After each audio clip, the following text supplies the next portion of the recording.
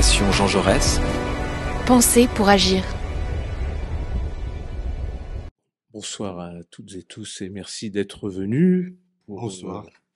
Donc aujourd'hui, une rencontre autour de Guy Laberty. Déjà, ça fait grandement plaisir à la Fondation, ça me fait grandement plaisir de te recevoir.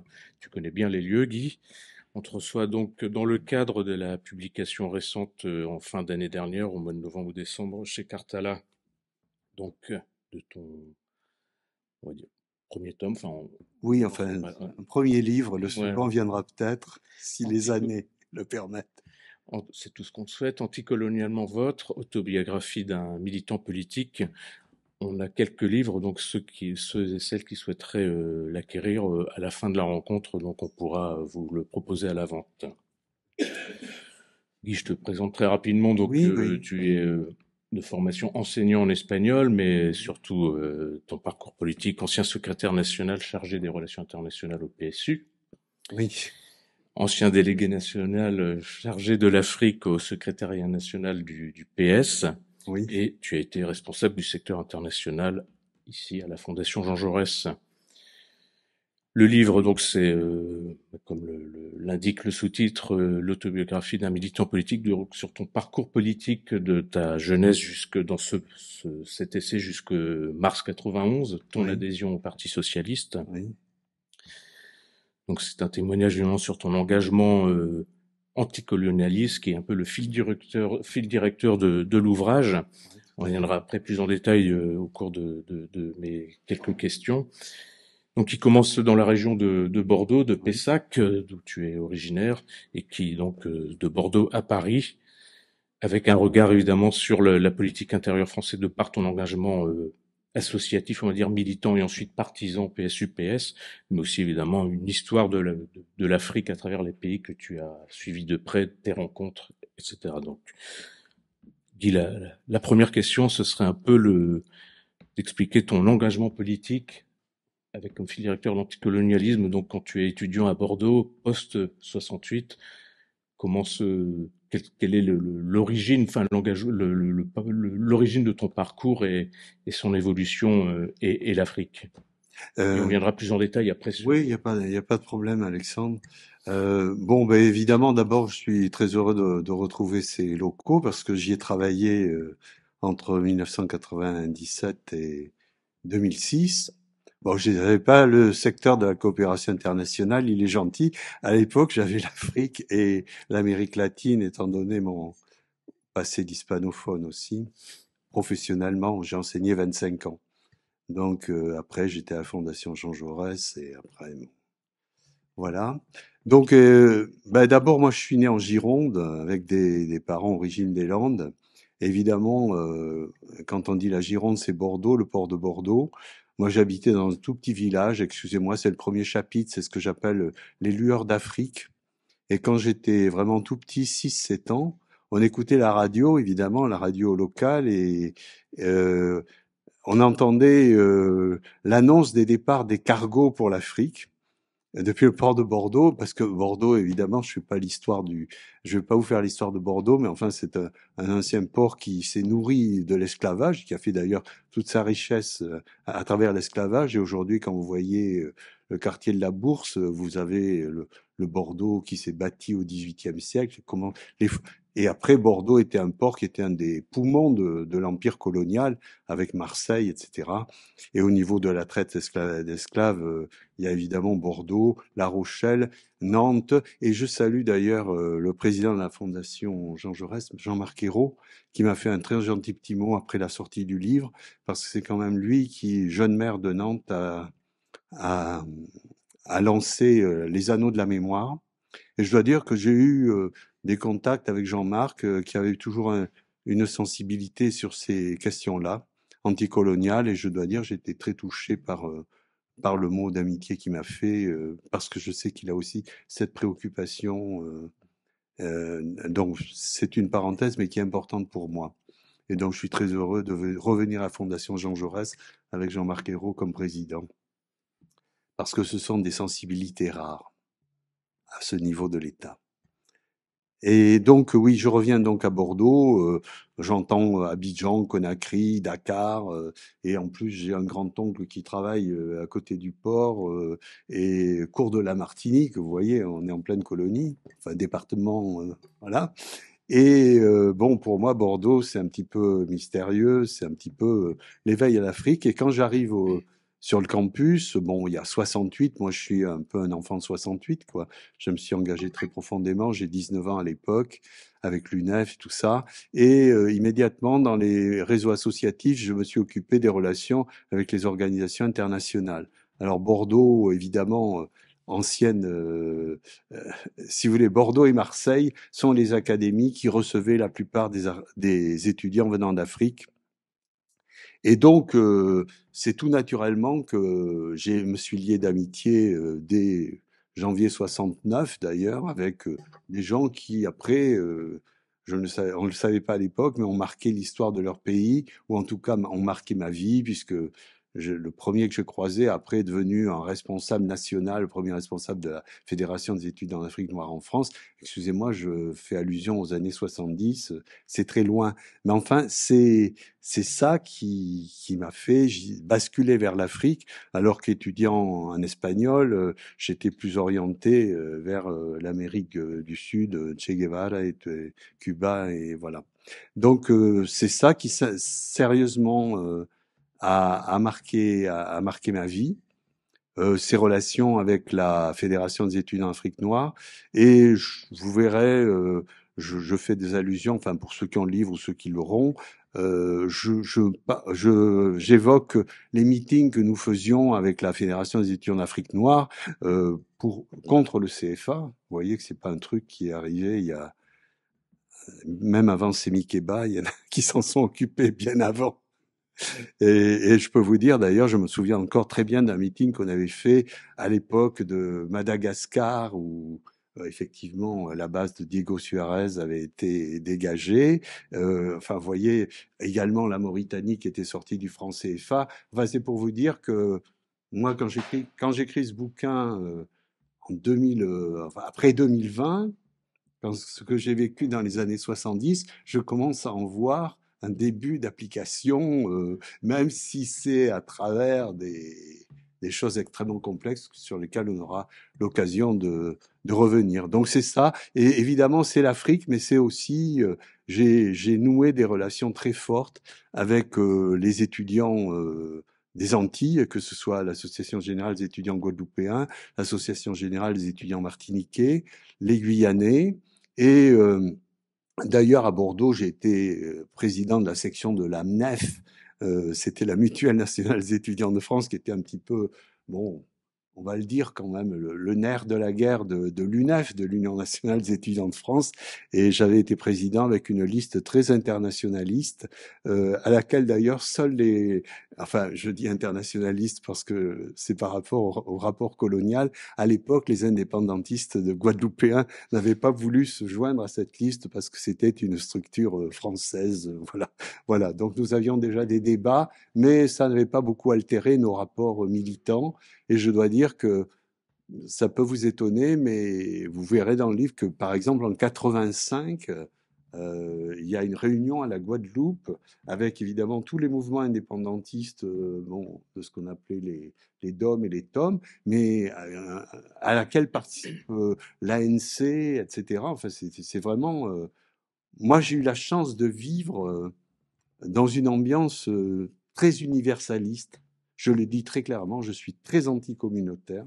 Je considère qu'on mène une lutte universelle. Et moi, ça fait partie des souvenirs les plus forts de ma vie, ces années 70-80, où justement on est unis, soudés pour l'affirmation d'une égalité citoyenne entre tous. C'est-à-dire que on est influencé par les uns, mais on influence d'autres. Et comme disait Malouf, Amin Malouf, dans la conclusion de son essai sur, comment ça s'appelle, Le labyrinthe des égarés, où il dit,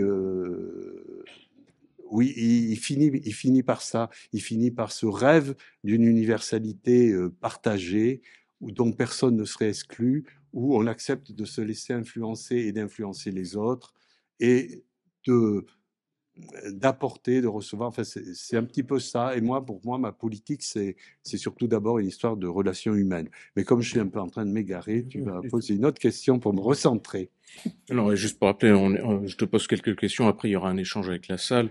Moi, je te pose des questions vraiment liées à l'ouvrage, mais les gens, évidemment, pourront peut-être sortir un peu du cadre du livre. Moi, je reste chronologiquement parlant donc, Oui, oui, du bien livre sûr. jusqu'au 91. Seulement, ouais, ton anticolonialisme auprès d'organisations de la gauche africaine, mais comme tu l'as un peu mentionné, également en France, avec notamment ton investissement concernant la Nouvelle-Calédonie et ta proximité avec Jean-Marie Djibaou, tu pourras peut-être aussi en dire quelques mots. Mais donc là, accent plutôt sur l'Afrique, avec tes premières rencontres, et je vais mettre en avant quelques noms et qui seront aussi liés au pays que tu vas suivre de très près. Évidemment, je pense à Ibn Oumar Mahamat Saleh, le Oui. Tchadien, qui a été assassiné par le régime Déby en 2008. Gbagbo, évidemment, mais bien d'autres, Étienne Traoré et des Nigériens, je vais pas tous les mentionner. Eh, Et, ah, pardon. non, non, vas-y, Non, non, non, vas-y, continue. Et donc, ton premier voyage en Afrique, c'est en 73, Oui. une longue boucle, mais ensuite, tu y retourneras plus. Et là,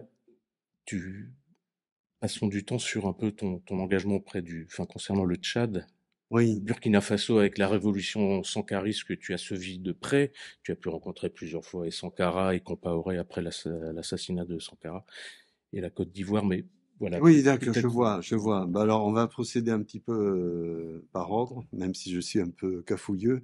Le premier pays sur lequel je me suis engagé dès 70, c'était le Tchad. On n'était pas très nombreux à ce moment-là.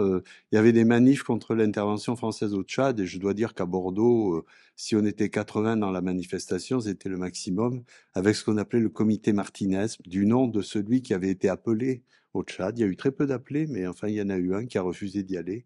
Et donc, je me suis engagé par rapport aux interventions militaires de la France au Tchad, 70, Bordeaux. D'ailleurs, beaucoup d'historiens, quand ils mentionnent ça, parlent de ces manifestations de Bordeaux en 1970. Et d'ailleurs, je dois dire que c'était plutôt d'ailleurs des militants anarchistes qui les animaient. Je le dis parce que c'était la vérité. Et donc, moi, j'étais un peu, bon, je me sentais un petit peu à côté d'eux. C'était pas exactement mes convictions idéologiques. Mais bon, c'est comme ça. Donc, j'ai connu Ibn Oumar, Mamad Saleh en 1975, très naturellement, bah, parce qu'il y avait un groupe d'information Tchad, c'est-à-dire que avant de, avant de m'engager dans un parti politique, fort tardivement, puisque j'ai attendu 35 ans avant d'adhérer au PSU, quand il y avait d'ailleurs pratiquement plus personne, ce qui explique mon ascension foudroyante. Et donc, j'ai été dans des tas de comités machins. Alors évidemment, il y avait les amis de la République arabe sahraoui démocratique, il y avait le groupe d'information sur le Tchad, et ainsi de suite. Donc on se dispersait beaucoup dans des tas de comités et on a croisé comme ça beaucoup de gens qui sont devenus après des gens qui ont marqué l'histoire de leur pays. Et en 75, dans le groupe d'information sur le Tchad, pour ceux qui suivent de près le Tchad, euh, non, faut pas être désolé parce que je vais faire la même chose. Je m'aperçois que je n'ai pas éteint mon truc et voilà. Donc, voilà. Merci, merci d'avoir fait sonner le vôtre parce que sinon, voilà. Donc, dans le groupe Tchad, c'est fou, on était 6 ou 7, mais il y avait Ibn Omar Mohamed Saleh. Pour les gens qui ont suivi le Tchad, ils savent ce que ça veut dire puisque il a été assassiné en 2008 alors qu'il était le porte-parole de l'opposition démocratique à Idriss Déby. Il a été le seul d'ailleurs à avoir été assassiné parmi les 3 qui ont été arrêtés en 2008. Mais ce que je montre bien, c'est son itinéraire. Au moment où je l'ai connu, lui, il était partisan de la lutte armée. C'était un groupe clandestin marxiste au sein du Frolinat, le Front de libération nationale du Tchad. Et donc, vous verrez dans le livre, parce que mon bouquin, c'est une autobiographie, mais surtout c'est l'histoire des rencontres, l'histoire des amitiés. C'est ça qui, à mon avis, c'est ça qui est mon moteur, en tout cas, dans mon engagement politique. Et Ibni, il est allé dans les maquis, il a vu les situations et quand il a pu s'en extraire avec beaucoup de difficultés, parce que déjà la Libye avait mis un peu la main dessus, il il a renoncé à la lutte armée. Et bon, j'ai des papiers clandestins. Enfin, j'ai fait un bouquin sur le Tchad aussi. Il menait une vie politique assassinée au Tchad. Les gens ne connaissent pas assez cette histoire, mais je trouve que c'est assez extraordinaire de voir un militant qu'on connaît, qui est engagé dans la lutte armée, qui dit non, il faut pas, c'est pas ça la voie, c'est la démocratie, qui malgré tout à un moment où il collabore pas avec Idriss Déby, mais il a été ministre de Habré, etc. Mais quand il y a eu le multipartisme, il a fondé son parti. Il m'avait dit, tu sais, ma rupture avec Déby sera le moment le plus redoutable de ma vie politique. Il a effectivement rompu. Il a été candidat face à Déby au présidentiel de 2001. Et Déby a de suite repéré que s'il y en avait bien un qui pouvait le gêner, c'était lui. Et il est mort 7 ans après, assassiné, bon, disparu, hein, parce que la justice tchadienne a décrété qu'il y avait un non-lieu. Donc on ne sait toujours pas où est son corps. Alors voilà, il y a lui qui était dans le groupe Tchad, il y avait aussi Hachek Ibn Oumar, pour ceux qui ont suivi l'actualité tchadienne, ce homme qui a vraiment marqué l'histoire de son pays. S'il était là, j'oserais dire devant vous qu'à un moment donné, il était à la fois l'homme de la France et de la Libye. Et je lui ai dit qu'il était le seul à pouvoir écrire certaines choses, mais que visiblement, il ne s'est pas décidé à écrire. Puis il y avait aussi Adoum Yacoub qui, ça c'était un petit peu le Tchad des services, entre les services français et tout ça. Enfin, les rapports franco-tchadiens sont très glauques et toujours marqués par l'empreinte militaire très forte. Et d'ailleurs, les politiques n'aimaient pas tellement que des civils s'occupent du Tchad. Et moi, j'ai fait cette expérience, j'en parle pas dans le livre parce que ça viendra après, mais en 94, bon, je rencontre Bruno Dolé, qui est le conseiller Afrique de Mitterrand à l'Élysée, et quand je conteste, critique un petit peu l'attitude de la France à réarmer Déby et tout ça, il me dit, écoute Guy, tu as raison, mais c'est pire que ce que tu dis. Mitterrand n'écoute que le général Queneau. Et moi, on m'avait une fois confié une étude sur le Tchad, mais très rapidement au ministère de la Défense, ça c'était au temps où il y avait la gauche, on m'a recentré sur la République centrafricaine parce que il fallait pas toucher au Tchad. Et d'ailleurs, faut dire que au niveau de la période coloniale, le Tchad c'était d'abord le territoire militaire du Tchad. Alors bon, comme j'ai dit, on pourra parler de l'actualité, mais vous savez ce qui s'est passé récemment au Tchad, où à la grande surprise de beaucoup, on a dit bah, l'armée française, on n'en veut plus, alors que l'armée française a été toujours présente, sauf pendant un an sous Giscard d'Estaing. Voilà. Donc, bon, le Tchad, et après, évidemment, pour aller très vite, hein, Sankara, le Burkina Faso, en fait, à partir de 79, j'ai participé à une revue qui s'appelait Libération Afrique, qui, bon, c'était plutôt une revue d'extrême gauche, quoi. Et après, j'en suis devenu directeur. Et quand Sankara est devenu président, on a voulu faire un numéro spécial sur la haute volta, puisque c'était encore la haute volta. Et donc, c'est en avril 84 que j'ai connu Sankara. Et c'était très étonnant chez cet homme. Bon, c'est devenu une légende, Thomas Sankara. Mais dans le livre, j'essaye de faire la part des choses entre ce qui est la vision légendaire de l'homme et qui il était en réalité. Un homme très en avance, ça c'est sûr, sur son temps.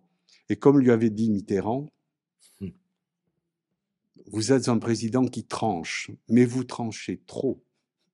Et il faut dire que Sankara, c'était quand même un homme qui avait pris comme décision bon, ça paraît anecdotique, mais par rapport à la société burkinabé, vous aviez le Moro Naba qui est le suprême intouchable chef traditionnel. Il lui avait coupé l'électricité au prétexte qu'il n'avait pas payé ses factures d'électricité.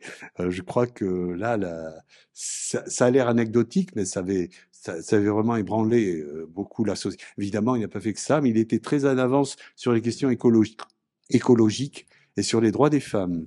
Oui, oui, c'est ça, je dis sur les droits des femmes. Et c'est quand on entend des discours de Sankara de 83, 84, on est stupéfait qu'un chef d'État ait un discours aussi précis et même, il avait un petit peu révolutionnaire. Enfin bon, le problème, c'est que, je me permets de le dire, un militaire reste un militaire. Et je dois dire que on avait une armée burkinabé au sein duquel il y avait le Rassemblement des officiers communistes. Alors ça donne déjà une idée de ce qu'était l'armée. Et il y avait des batailles entre tel groupuscule et tel groupuscule qui agissait sur tel capitaine ou tel autre, etc. Enfin, ça, je raconte ça un peu dans le livre. Et je dois dire que j'ai eu un peu de chance parce que Sankara était un homme qui attribuait parfois plus d'importance, ce qui est contradictoire avec sa volonté d'affirmer l'autogestion alimentaire et tout ça. Il écoutait plus les gens qui venaient d'ailleurs que les gens du Burkina qui en avaient quand même une certaine crainte parce qu'il fallait pas trop dire ce qui n'allait pas, quoi.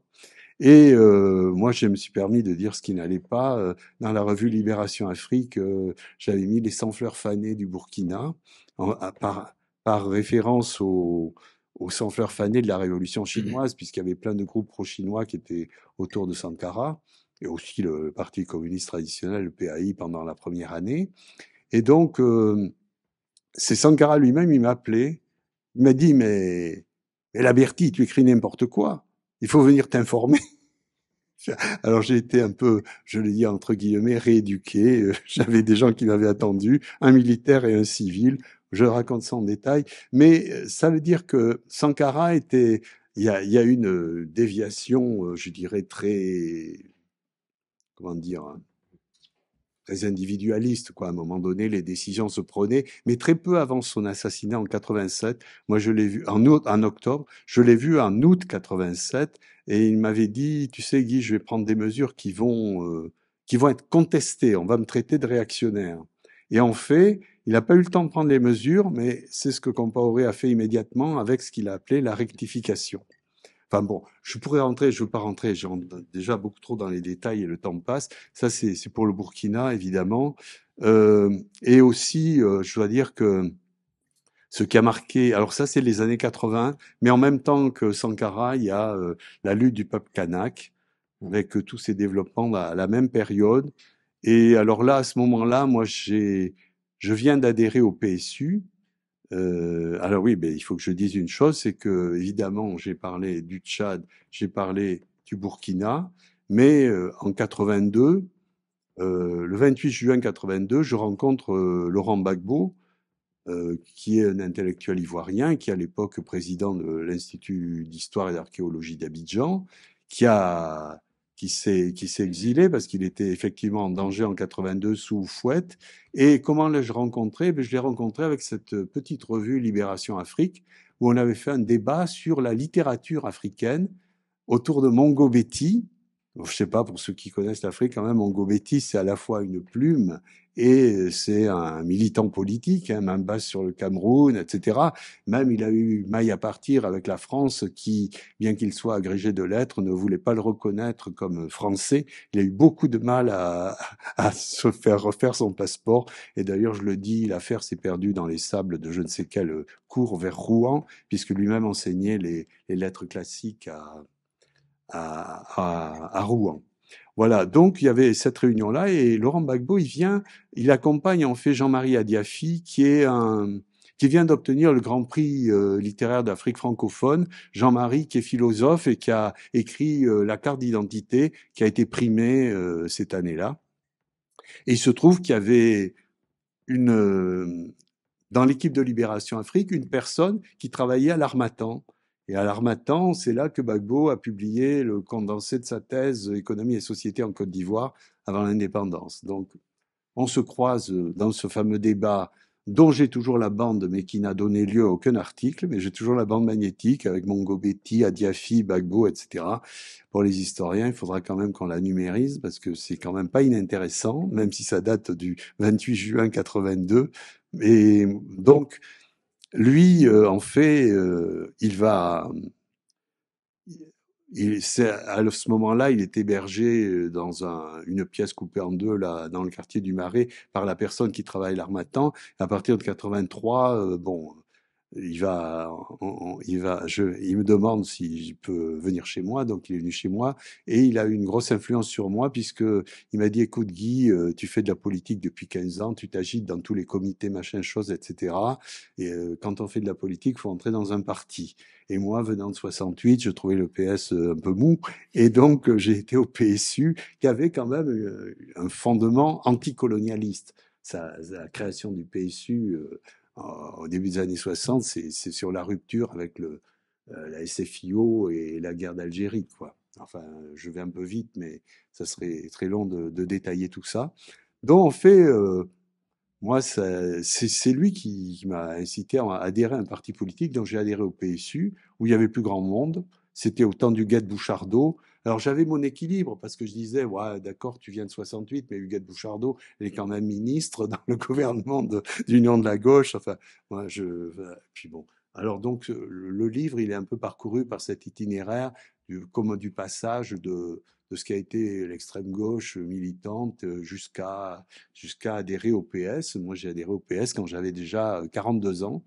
Et c'était quand même en mars 91. Et je dois dire que j'y ai adhéré très poussé par les gauches africaines qui ont milité dans dans la clandestinité, mais qui, à partir des années 90, apparaissent au grand jour avec la reconnaissance du multipartisme. On me fait comprendre, écoute Guy, ton PSU c'est bien sympa, mais bon, c'est un parti extra-parlementaire, bon, tes communiqués c'est bien joli, mais tout le monde s'en fout. Et donc, on a d'ailleurs dissous le PSU en 89, fin 89, 90 officiellement, mais notre congrès de dissolution c'est fin 89. Et donc, à partir de là, ben, je vis donc la partie Nouvelle-Calédonie, je suis déjà au PSU et au Parti socialiste unifié, c'est moi qui vais essentiellement me charger de ces questions-là, ce qui m'a amené évidemment à côtoyer tous les leaders kanaks. Ici à Paris, il y avait Jimmy Hounet qui était un représentant avec qui on a eu des relations très fortes au niveau des mobilisations et tout ça. Et quand c'est devenu vraiment un des problèmes premier qui faisait la une des journaux. Bon, on a eu beaucoup de rencontres avec le FLNKS, évidemment Jean-Marie Tjibaou, qui était un prêtre défroqué, qui, moi, pour ceux qui voudront lire le livre, vous sentirez un petit peu la façon dont j'en parle. Là, je pense que la France s'est passée à côté de quelque chose de remarquable parce que il était l'interlocuteur extraordinaire qu'il pouvait y avoir pour arriver à un processus avec la France qui débouche sur une autonomie, une forme d'indépendance. D'ailleurs, Lionel Jospin, je m'excuse, je suis obligé de dire parce que Jean-Marie Tjibaou a été assassiné un an après la signature des accords avec Lafleur, etc. Et Lafleur qui représentait évidemment ce qu'on appelait les loyalistes, vous vous rendez compte, hein. À l'époque, les gens qui étaient pour le maintien de la France étaient appelés les loyalistes par les médias, et les autres, c'était les indépendantistes, sous-entendu, bon, les voyous, quoi. Il faut quand même savoir que deux frères de Jean-Marie Tjibaou ont été ouvertement assassinés par les loyalistes et le procès n'a condamné personne. Voilà. Et malgré tout, Jean-Marie Tjibaou, ça n'est tenu à un processus démocratique. Et lui-même, après, a été effectivement assassiné par des gens qui n'ont pas accepté qu'il signe cet accord avec Rocard. Dès que Rocard a été Premier ministre, et vous voyez que c'est une affaire qui continue de durer, puisque en 2024, mais enfin là je m'égare, si je continue de parler de ça, on sera encore là demain. Donc Tjibaou, c'est vrai, donc si on résume, Ibn Omar Mohamed Saleh, Thomas Sankara Gbagbo, et d'ailleurs, je dois dire à l'époque, et je le dis dans le livre, Laurent Gbagbo, il est pour le multipartisme. Et beaucoup disent, oh, Gbagbo, c'est la démocratie bourgeoise. Bon, il a un peu contesté, entre guillemets, sur sa gauche. Et lui, il est quand même très attaché à ne pas être en soutien à des coups d'État militaires. Et je me souviens très bien qu'il m'a dit, tu vois, Guy, si ce que fait Sankara, parce que là, Gbagbo, il intéresse déjà les Burkinabés, parce que je me souviens, il est chez moi et il y a des gens, des jeunes qui ont appartenu au CNR, au Conseil national de la Révolution, qui sont venus le voir une nuit, ils ont discuté. Ça se passe fin 83. Et je peux même dire que un d'entre eux fait partie des 13 qui ont été tués avec Sankara en 87. Donc c'est pour dire qu'il y avait vraiment des débats très ouverts.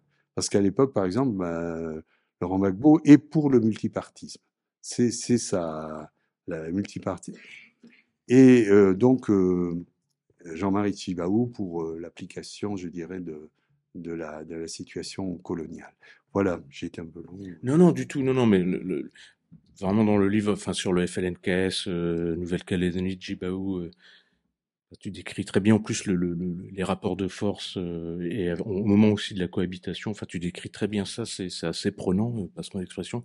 Et sur enfin Haute-Volta, Burkina, tu décris assez de l'intérieur aussi les rapports de force entre les différentes factions, on va appeler ça, et cette révolution un peu qui dévore ses enfants et qui finit par un échec, parce que la rectification et le long règne qui débouche sur le long règne de Compaoré, on pourra en reparler, mais Non, oui. on n'a pas le temps évidemment Non, de non, non. développer, mais tu évoques aussi le Togo où tu fais un séjour et tu décris la dictature Eyadema du RPT, le Bénin, où d'ailleurs tu Bénin nommes aussi, le ouais. Le marxisme-béninisme. marxisme-béninisme Peut-être un petit de mot pour... Kérékou. Ah oui, c'est ça. Alors, parce que, et ça, c'est la suite de Bordeaux. Parce qu'en fait, mon premier voyage en Afrique, je le fais en taxi brousse, 2500 kilomètres. Je pars de Sokodé, où j'ai mon pote togolais, qui d'ailleurs aura tout un destin, parce que quand il est parti d'ici, il était trotskiste. Il tombe dans un pays où il y a le parti unique.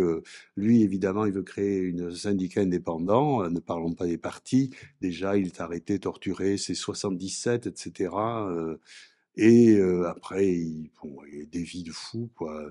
Il y a la conférence nationale. Après ça, d'ailleurs, il est brièvement ministre pendant 4 mois parce que il est le premier que Yadema veut éjecter quand Kofigo est Premier ministre. Bon, excusez-moi, je ne veux pas vous perdre dans l'histoire de chaque pays, mais c'est quelqu'un qui a fini réfugié politique aux Pays-Bas en 1997 après avoir vécu dans la clandestinité au Bénin. Alors le Bénin, c'est une autre variété. Vous avez Yadema, dictature militaire. Vous avez Kérékou, lui, c'est la dictature militaire, mais marxiste-léniniste. Hein. Je me souviens, à l'époque, quand j'y vais, on chante l'international dans toutes les langues nationales du Bénin.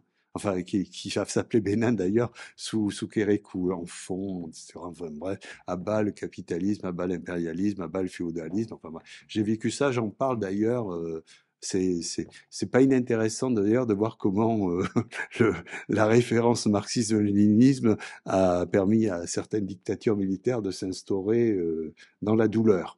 Avec d'abord le soutien de certains intellectuels qui ont été les premiers bouffés après par ces dictatures. Alors ça, c'est le Bénin. Niger, moi j'ai vu un petit peu la fin de Duri Amani. Et après, c'est la dictature de Kounché, etc. Et puis, au Burkina, moi je me souviens, la première fois où je vais au Burkina, je suis en lien avec ceux qui deviendra le Parti communiste voltaïque, enfin l'organisation voltaïque communiste, mais avec des gens qui étaient autrefois au PAI, mais qui ont choisi d'être pro-chinois. Et je me souviens que je me trimballe des exégèses de Lénine sur le stade suprême du capitalisme, etc., que des gens de Paris me disent de diffuser un tel ou un tel. Bon, c'est une période un peu folle, mais je crois que ça permet de mieux comprendre comment après, j'ai essayé d'être fidèle à des convictions de fond quand j'ai adhéré dans un parti de gouvernement. Ça a bien marché, ça a parfois moins bien marché, ça a même parfois mal fini, mais je dois dire que ce bouquin-là, à mon avis, il servira à bien comprendre ce qui viendra après et ce que j'entreprends d'écrire après. Voilà. Et puis aussi, je veux pas faire l'impasse parce que dans le livre, j'analyse, bon, c'est une propre expérience par rapport évidemment à l'élection de François Mitterrand en 1981. Moi, à ce moment-là, je suis encore dans ce qu'il est convenu d'appeler l'extrême gauche, mais je me rends compte quand même que même des gens d'extrême gauche, enfin des gens qui sont aussi des teams, tout ça, le comité anti-impérialiste, avec Gustave Massia, je le cite parce que c'est vraiment un personnage qui est devenu après le pape de l'altermondialisme en France et tout ça.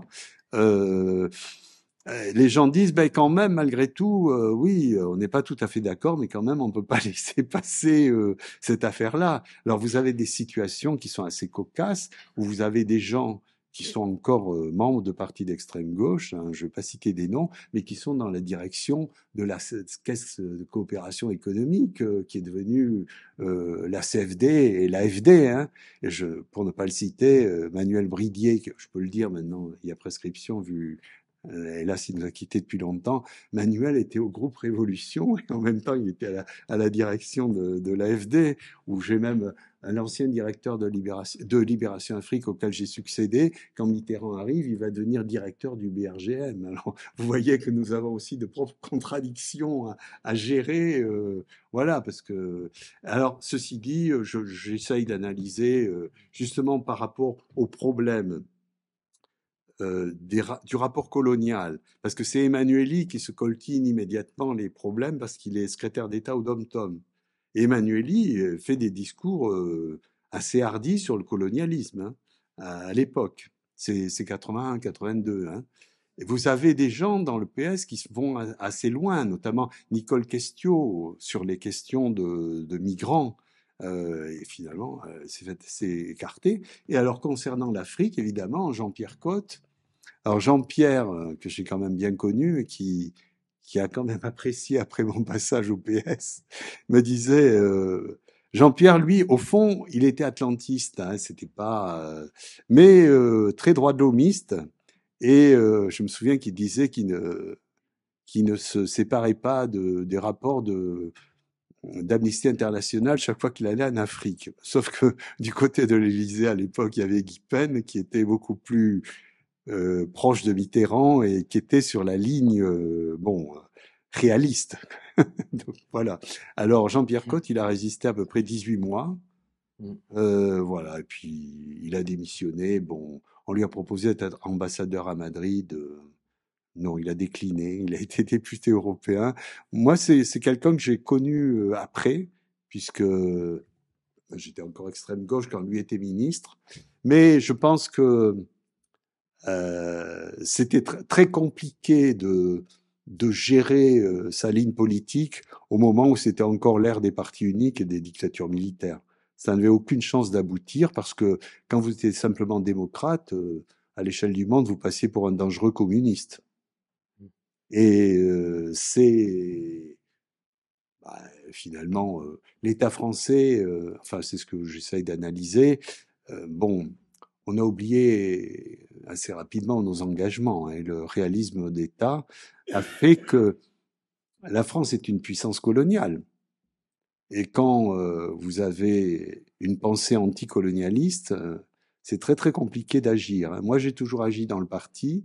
J'ai jamais été intégré dans quelque chose d'État. J'ai juste été au Conseil de la coopération internationale. Enfin, ça c'était sous Jospin 97.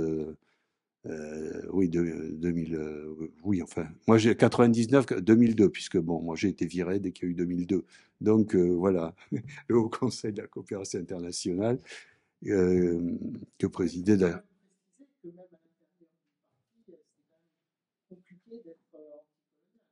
Oui, alors ça, bon, on va peut-être laisser peut-être cette partie dans le débat, mais effectivement, dans la 4e de couve de mon livre, bon, c'est écrit que bon, quand on appartient effectivement à un ancien empire colonial, la pensée coloniale, même inconsciemment, elle reste quand même très forte dans beaucoup de têtes, et pas forcément, il n'y a pas de clivage droite-gauche. Et je crois que beaucoup d'Africains avaient fait des paris un petit peu optimistes sur ce que donnerait la gestion de l'État français, qui reste quand même un État d'essence coloniale.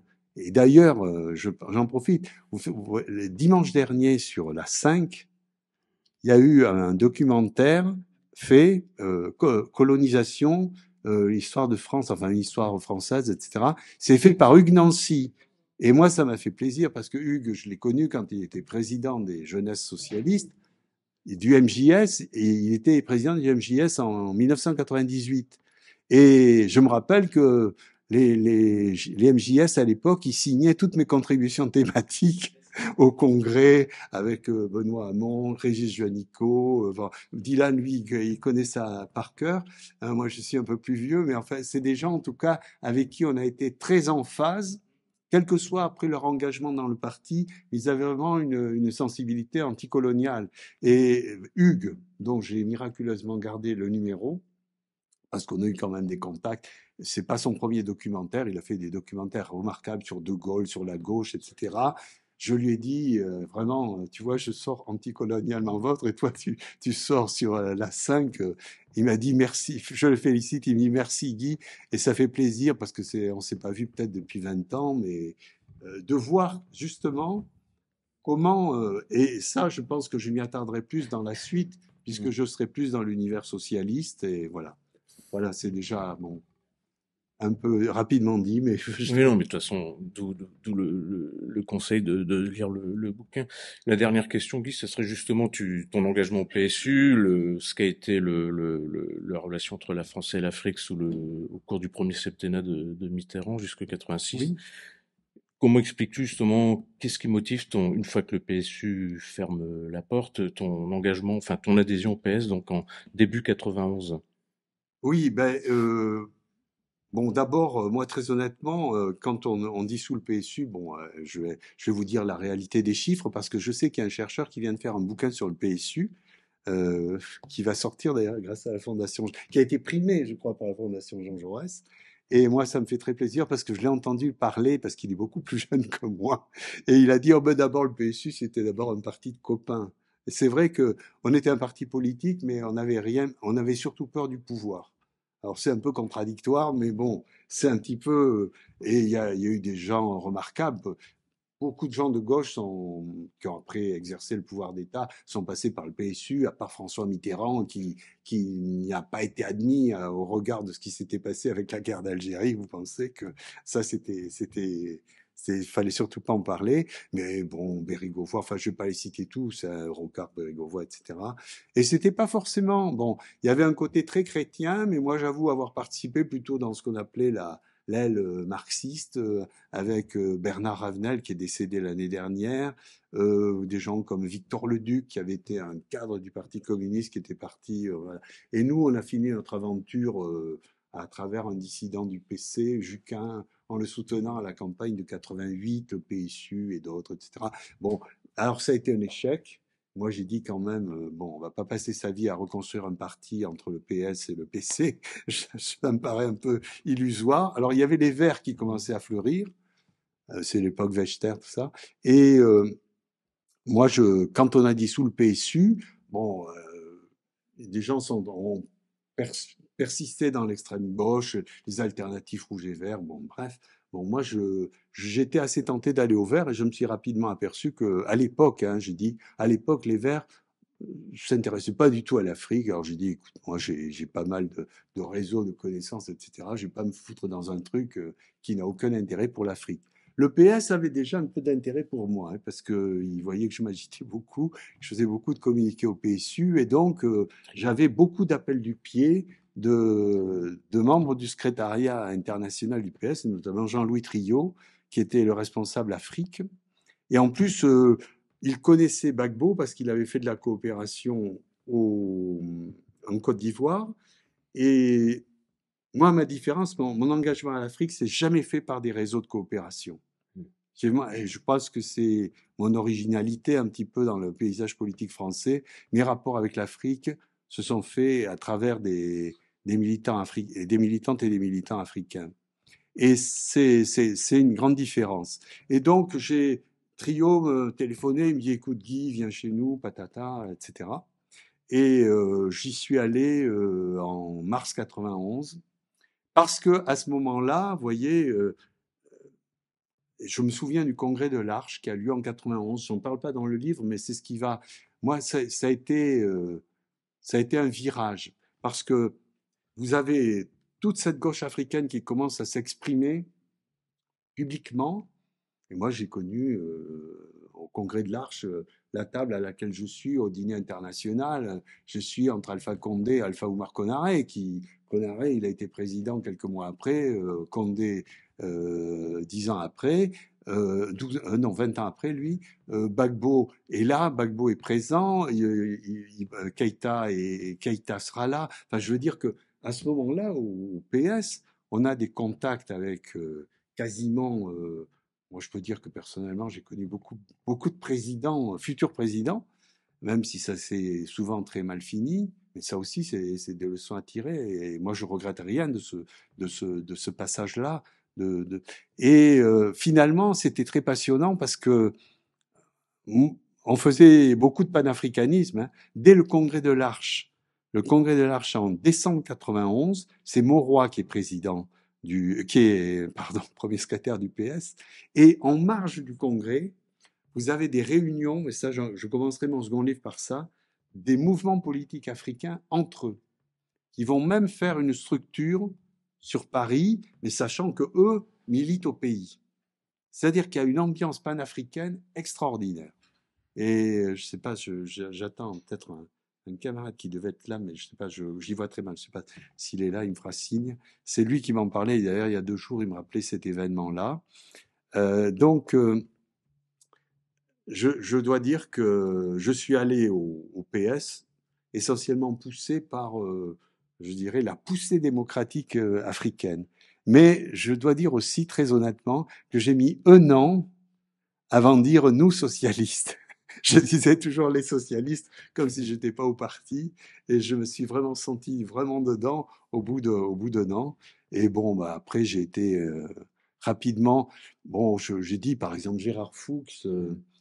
Qui est quand même marqué aussi la Fondation Jean Jaurès.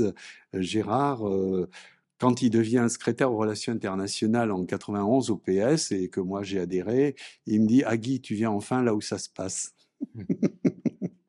Ce qui était... Ouais, c'était assez vrai. Enfin, c'était l'esprit qui m'animait en tout cas. Il fallait, je pense, à ce moment-là, être là. Et c'est vrai qu'on a vécu avec ces gauches africaines naissantes.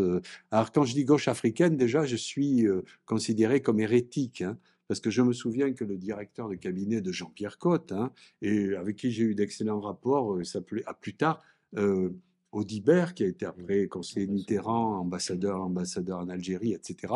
Au début, lui, c'est un ancien gouverneur, il était de la coloniale. Il me dit, écoute, Guy, tu nous embêtes avec ta gauche africaine. En Afrique, c'est les ethnies, etc.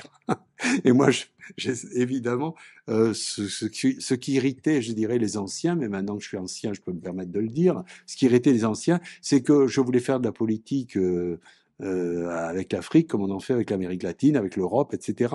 Et ça, c'était, comment dire, c'était un peu hérétique, parce que justement, c'est ce que je dirais après, dans la seconde partie, j'ai trouvé beaucoup de condescendance vis-à-vis de l'Afrique. Hein. On me disait, oh, Guy, la démocratie et l'Afrique, bon, tu sais...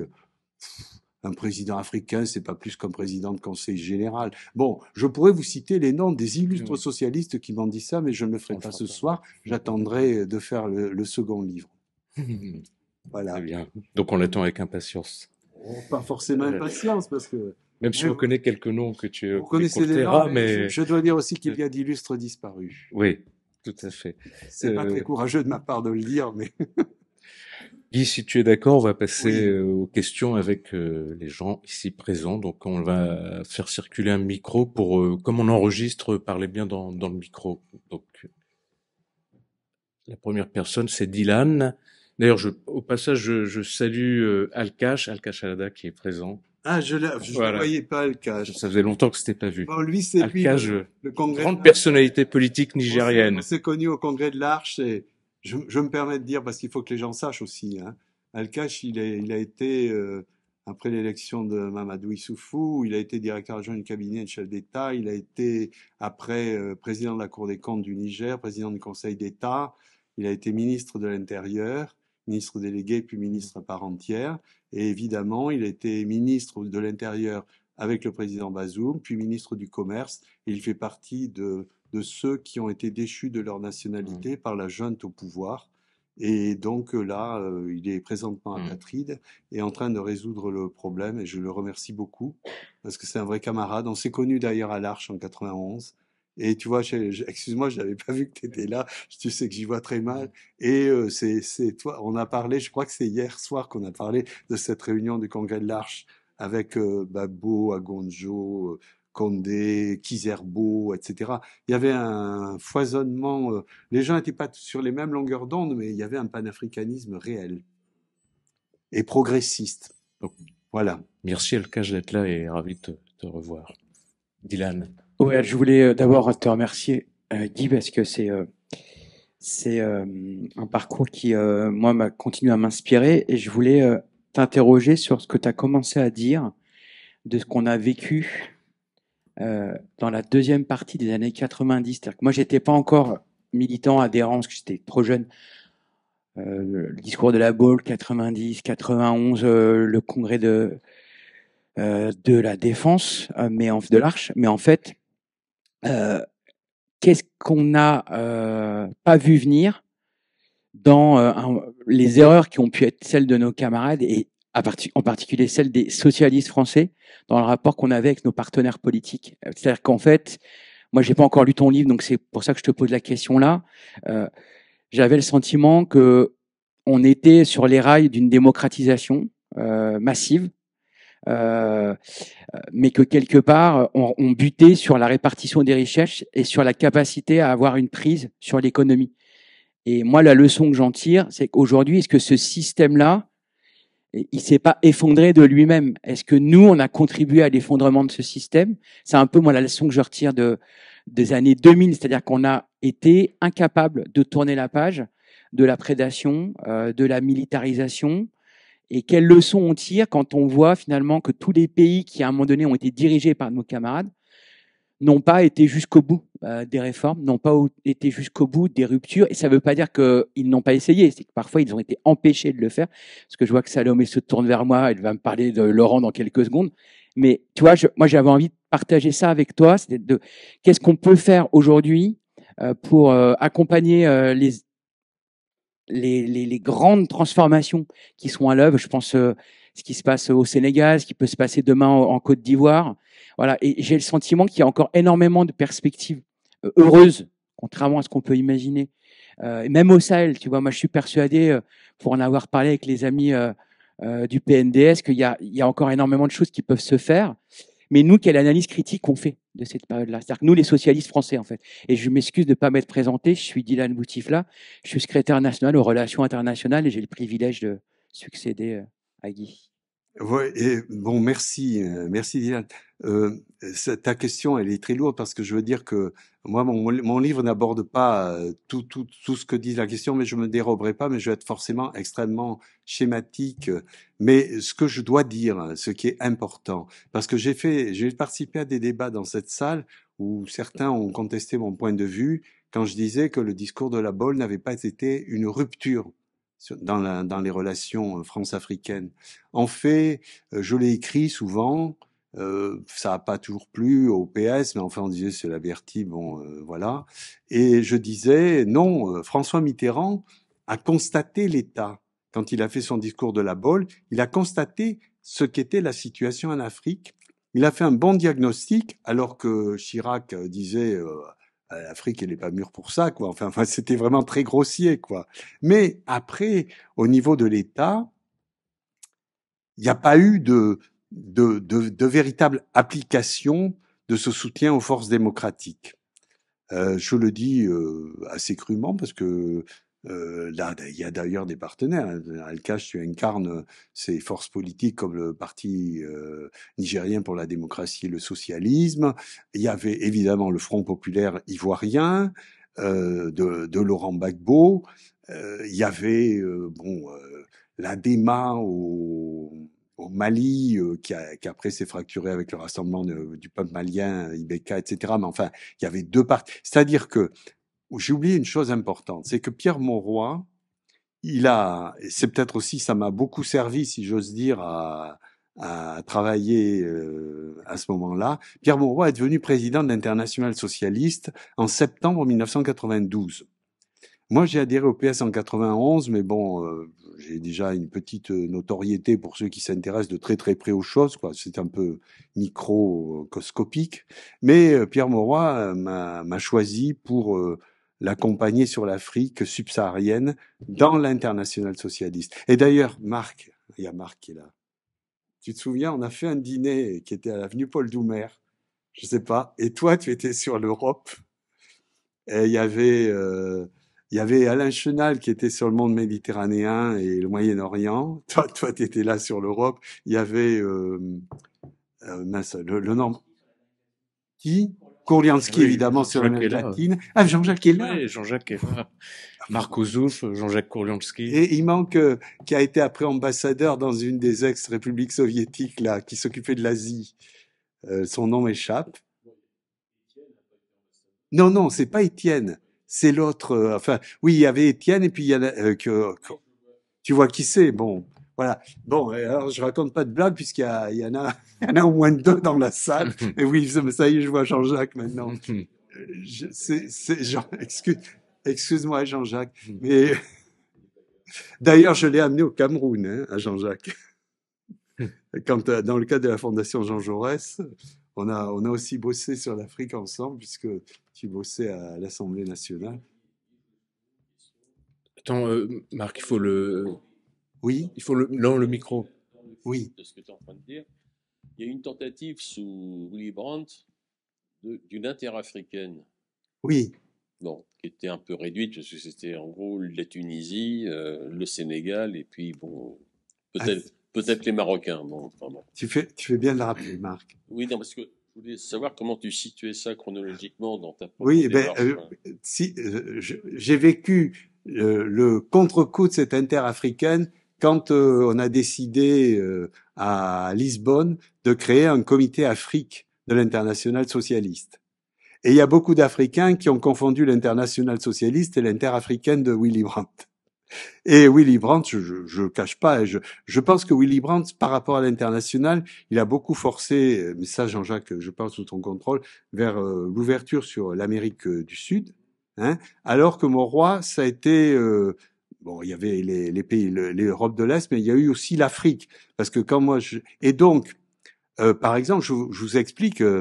Je me souviens du débat qu'a eu Laurent Gbagbo avec les Maliens, qui avaient bêtement adhéré, à son avis, à l'interafricaine. Il a dit, mais non, c'est à l'internationale socialiste qu'il faut adhérer. Parce qu'à l'interafricaine, en fait, il y avait que des gens au pouvoir.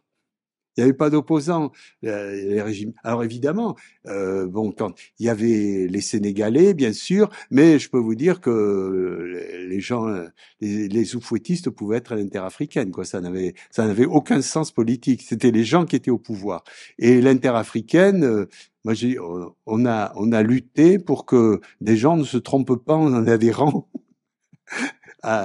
Et quand Pierre est devenu président de l'internationale socialiste, il n'y avait guère que 5 partis, et j'intègre le Maghreb, qui étaient membres de l'internationale socialiste. Hein. Il y avait le Sénégal, l'île Maurice, le parti de Kizerbo, évidemment la Tunisie. Et quand il finit, quand même, il y a au moins 21 pays, dont l'ANC, qui a adhéré en 99. Donc, si tu veux, pour répondre à ta question, Marc, c'est vraiment, pour moi, l'interafricaine, c'est le rassemblement des Africains au pouvoir. Mais il n'y a pas eu d'élan de gauche démocratique. C'était des gens qui étaient au pouvoir, souvent. Alors, évidemment, il y avait le cas du Sénégal. Alors, bon, alors je reviens sur la question de Dylan. Alors, Dylan, oui, j'ai commencé par dire que 90, la Baule, bon, moi, je dois dire qu'à l'époque, j'ai commis un article. J'étais pas encore au PS et à la Baule, mais j'étais veuf politique, j'étais entre le PSU et le PS. Et donc, j'ai occupé mes soirées à collaborer à Témoignages chrétiens. Je suis pas très chrétien, mais enfin bon, ils étaient un peu crypto-communistes aussi. Alors donc, avec Montaron et Tréfeu. Et donc, c'est moi qui ai fait les papiers au moment de 90-91, parce que pendant 2 ans, c'est moi qui ai fait les papiers. Et je me souviens qu'après la Baule, le titre du papier, c'était La nostalgie de l'Empire. C'est-à-dire que ça montrait bien les limites, ce qui n'était pas en fait une rupture. Et après, dès le sommet suivant, ce qui s'est déroulé au Gabon, bon, la messe était dite, quoi. On mettait d'abord en avant la sécurité, la stabilité. Enfin bon, je vous parle pas sur les débats homériques sur démocratie et développement, développement et démocratie, enfin des trucs un peu fumeux, mais toujours est-il que moi, ce que je retiens, j'ai eu un peu d'influence dans le PS quand Jospin était Premier ministre et Premier secrétaire.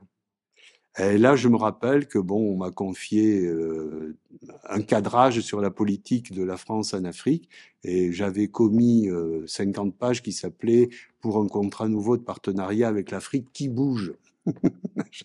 C'était prudent, et je me souviens qu'à l'époque, bah, tout ce qu'on est en train de lâcher, bon, moi, j'avais pas dit qu'il fallait supprimer les bases, hein, parce que si j'avais dit ça à ce moment-là, on m'aurait dit, bon, la Bertie, on lit pas la suite de ton texte. Mais j'avais dit qu'il fallait les réduire à 3. Et je dois bien dire d'ailleurs que Jospin, au début, a fermé les bases de Boire et de Bangui, ce qui plaisait pas trop à Chirac. Enfin, je veux dire que ça a été ça, la lutte. Mais en fait, moi, je me suis senti vraiment en accord, l'homme d'État avec qui j'ai vraiment été le plus proche, politiquement, hein, je n'ai pas la prétention de dire humainement et tout ça, ça a été Lionel Jospin. Et le seul voyage politique qu'il ait fait en Afrique, Maroc, Sénégal, Mali, il m'avait invité en tant qu'invité personnel. C'est pas un hasard dans toutes ces hiérarchies et tout ça. Voilà. Mais il m'avait dit, tu sais, Guy, je ne suis pas là pour aller dire le contraire de ce que dit Chirac 6 mois avant ou 15 jours après, quand il passe en Afrique. Mais il a eu toujours une approche très différente, et ils se sont vraiment affrontés au moment du coup d'État de 99 en Côte d'Ivoire, où Chirac voulait absolument une intervention française pour établir Bédier, et Jospin, et puis nous dans le parti, absolument contre cette opposition. Et quand Jospin m'a envoyé une carte de vœux en 2000, en dehors des formules traditionnelles, il m'avait écrit, et j'ai toujours la carte, ça n'a pas été facile, avec un point d'exclamation. Donc je sais qu'entre Jospin et Chirac sur l'Afrique, ça a été très très chaud. Et moi, je me suis vraiment retrouvé... bon, je trouve que pour moi, la grande frustration de ma vie, c'est la défaite de Jospin en 2002, parce que là, je pense qu'il aurait pu avoir des choses différentes par rapport à l'Afrique. Tant cet homme était d'une rigueur, il avait la phobie des valises. Moi, je sais que quand il a rencontré Bongo, quand il est redevenu premier secrétaire, je lui avais fait des notes. C'est la seule fois où Jospin me téléphone chez moi. Il me dit, mais Guy, comment je le prends, etc. J'ai dit, écoute, moi, Bongo, je l'ai jamais vu. Ben, tu le laisses parler et puis tu prends en route. Et plus tard dans ma vie, j'ai rencontré Bongo quand les Gabonais avaient peur que Jospin devienne président. Donc, j'ai croisé Bongo en 99. Et j'ai vu comment il était, l'homme. Hein. C'était pas très compliqué. Mais je raconte une anecdote qui vous situe quand même comment est le personnage de Bongo. Bongo, que je n'avais jamais vu de ma vie, je devais aller le voir au Gabon. Ça a été annulé parce que mon père est décédé le jour même où on devait faire la rencontre. Bien, la secrétaire de Bongo m'a appelé quand il revenait des États-Unis au mois de mai 90, mai 98, mai 99, pardon. Et il arrive, c'est à l'hôtel Crillon, hein. J'avais demandé à tous mes chefs si je pouvais voir Bongo. Le téléphone ne répondait pas nulle part. Donc j'y suis allé. Guidoni m'a dit, ah Guy, comme ça on va voir Bongo sans l'autorisation. Bah, j'ai dit, écoute, moi je vous ai appelé, vous n'étiez pas là. Hein. Il fallait que je donne une réponse pour le lendemain de 10h30. Et ça m'a permis de découvrir l'homme parce qu'il a commencé en me disant, la Bertie, je vous présente toutes mes condoléances pour la mort de votre père. Ce qui m'a complètement sidéré. Et ça m'a fait comprendre qui était Bongo. Et comment il a finalement, il avait aussi tous les politiques français sous sa botte. C'était, moi je dois dire ça. Après je l'ai retrouvé au Gabon. Mais ces petites anecdotes sont parfois significatives, me font comprendre la réalité des rapports historiques qu'ont incarné certains chefs d'État. Bon, je dis pas, Bongo a été un dictateur et tout ça, je remets pas ça du tout en cause, mais la façon dont il a agrippé ce rapport franco-africain qui faisait qu'après, les Français, ils étaient un peu obligés de se taire. Parce que ce qu'ils disaient souvent n'était pas si faux. Et là, droite et gauche. Hein. C'était... Bon, Roland Dumas doit en savoir quelque chose. Mais ça, faut pas quand même dire trop de mal sur les disparus. Alors oui, alors en fait, ce qu'il y a, c'est que la France n'a pas du tout pris la mesure, la remise en cause de ce qui faisait les piliers de tutelle de l'État colonial. Je suis désolé, même sous François Hollande, tous les ministres socialistes des Finances qu'on a vus, ils n'ont rien dit sur le CFA. Mais moi, j'étais persuadé que ça ne pourra pas venir de la France. La contestation du CFA ne peut venir que de l'Afrique. Et ce qui s'est passé récemment, excusez-moi, j'en viens à l'actualité, quand les chefs d'État de l'Afrique de l'Ouest, de la CEDEAO, ont engagé une réflexion sérieuse sur une monnaie africaine. Certes, la réflexion, elle a évolué très lentement. Pour l'écho, en 2019, un certain Emmanuel Macron s'est entendu avec M. Ouattara pour, dans le cadre d'une visite de travail qui n'était pas du tout destinée à parler de la monnaie, a fait la révolution du franc CFA, en la maintenant sous la tutelle d'ailleurs de l'euro, et ils ont confisqué en fait la réforme de l'éco qui était engagée par les présidents d'Afrique. C'est une réforme confisquée. Donc, quand... Oui, attends, parce que c'est très important, ça concerne le débat. À ce moment-là, le seul endroit où cette réforme conclue entre Macron et Ouattara est en débat au Parlement, ah oui. C'est en France. Dans aucun autre des 14 États concernés oui. par le franc CFA, oui. il y a de débat. En revanche, il y a un débat à l'Assemblée nationale française et au Sénat. Après que les décisions soient prises, d'ailleurs, grosso modo. Ou enfin bon, oui, je sais. C'est que les seuls qui ont tenté de faire le débat oui. sont les communistes. Oui, le groupe communiste en particulier au Sénat.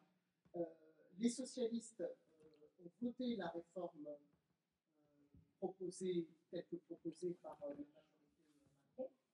Et donc le débat n'a pas vraiment pu prospérer. Oui, oui. Mais je partage son analyse. Ah, pardon.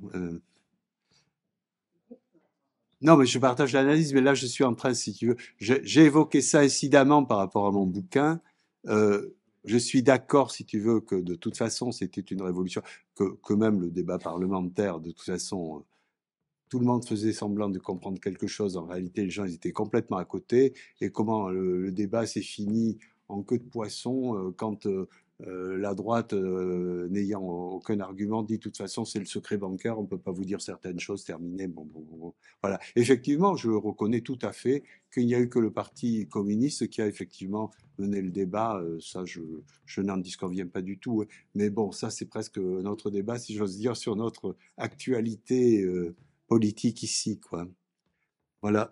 Voilà. Oui. Je sais pas, Dylan, tu as été un peu cafouilleux, mais ça. Je pense que si tu veux, tout ce que revendique aujourd'hui l'Afrique, quelle que soit d'ailleurs la nature des régimes, c'est qu'ils disent niet aux bases françaises, même les Tchadiens, qui pourtant l'ont voulu. Enfin, je veux dire, et le Sénégal. C'est-à-dire qu'aujourd'hui, l'idée du retrait des bases, et c'est là que je dis qu'on n'a pas vécu politiquement pour rien, on s'est battu pour ça, on se battait déjà pour ça au moment de 70 pour le Tchad, mais j'ai la satisfaction, avant de passer à gauche, si j'ose dire, l'arme à gauche, pardon, j'ai la satisfaction de voir que ce problème-là, et celui du franc CFA, c'est en ébullition, et c'est effectivement l'Afrique qui portera cela dans son aspiration à la souveraineté. Mais ça va être un cheminement très long, hein. C'est pas moi qui vais dicter comment il faut faire, c'est à eux de le faire. Mais pour aller très vite et pas un peu évacuer le débat, moi je suis partisan de ceux qui voient aujourd'hui dans le cadre de la mondialisation, Chine, États-Unis, etc. Moi je suis pour une multipolarité dans laquelle chaque continent s'affirme, peut affirmer sa souveraineté. Et bon, je dirais quelques horreurs, mais je l'évoque dans le livre. Je dirais aussi que l'affirmation de l'Europe est aussi extrêmement dépendante de la qualité de son rapport à la Russie et à l'Europe de l'Est. Mais ça, bon, je l'évoque dans le livre parce que j'ai été au niveau du PSU, j'ai été à Moscou en 87 et j'ai rencontré Zagladine, enfin j'ai rencontré, nous étions trois, hein, nous étions trois à rencontrer Zagladine, et Zagladine à l'époque disait, c'était sous Gorbatchev, construction de l'Europe, notre maison commune. On voyait où on en est maintenant. Là, quand je dis ça, il y en a qui doivent dire, mais Laverty, là, il est complètement délirant. Mais j'étais à l'époque au PSU, j'ai fait une rencontre à Tours public où j'ai dit que je pensais qu'il y allait avoir une réunification de l'Allemagne et les gens ont titré confidentiel défense les délires du PSU quoi. Je signale quand même qu'elle est allée assez rapidement cette unité allemande, cette réunification allemande parce que on sentait en tout cas que le Moscou de Gorbatchev, ils ont sacrifié l'Union soviétique, le mur est tombé, l'Union soviétique a disparu, mais à ce moment-là, le monde occidental a dit c'est nous qui avons gagné. Alors qu'il y avait peut-être un tout petit espace historique où on aurait pu voir à établir une forme de partenariat, parce que la Russie, c'est bicontinental, c'est européen et c'est asiatique. Et tant qu'on aura un rapport antagonique, je dis bien, je n'ai pas dit tant qu'on ne sera pas les bons amis, tant qu'on aura un rapport antagonique, l'Europe ne pourra pas s'affirmer en tant que telle. Je m'excuse de cette digression, mais c'est pour faire comprendre, pour ceux qui continueront de mener la lutte, parce que Dylan, il a quand même des décennies de moins que moi, que on est peut-être passé un peu à côté de l'histoire vers 87. Allez, une autre question?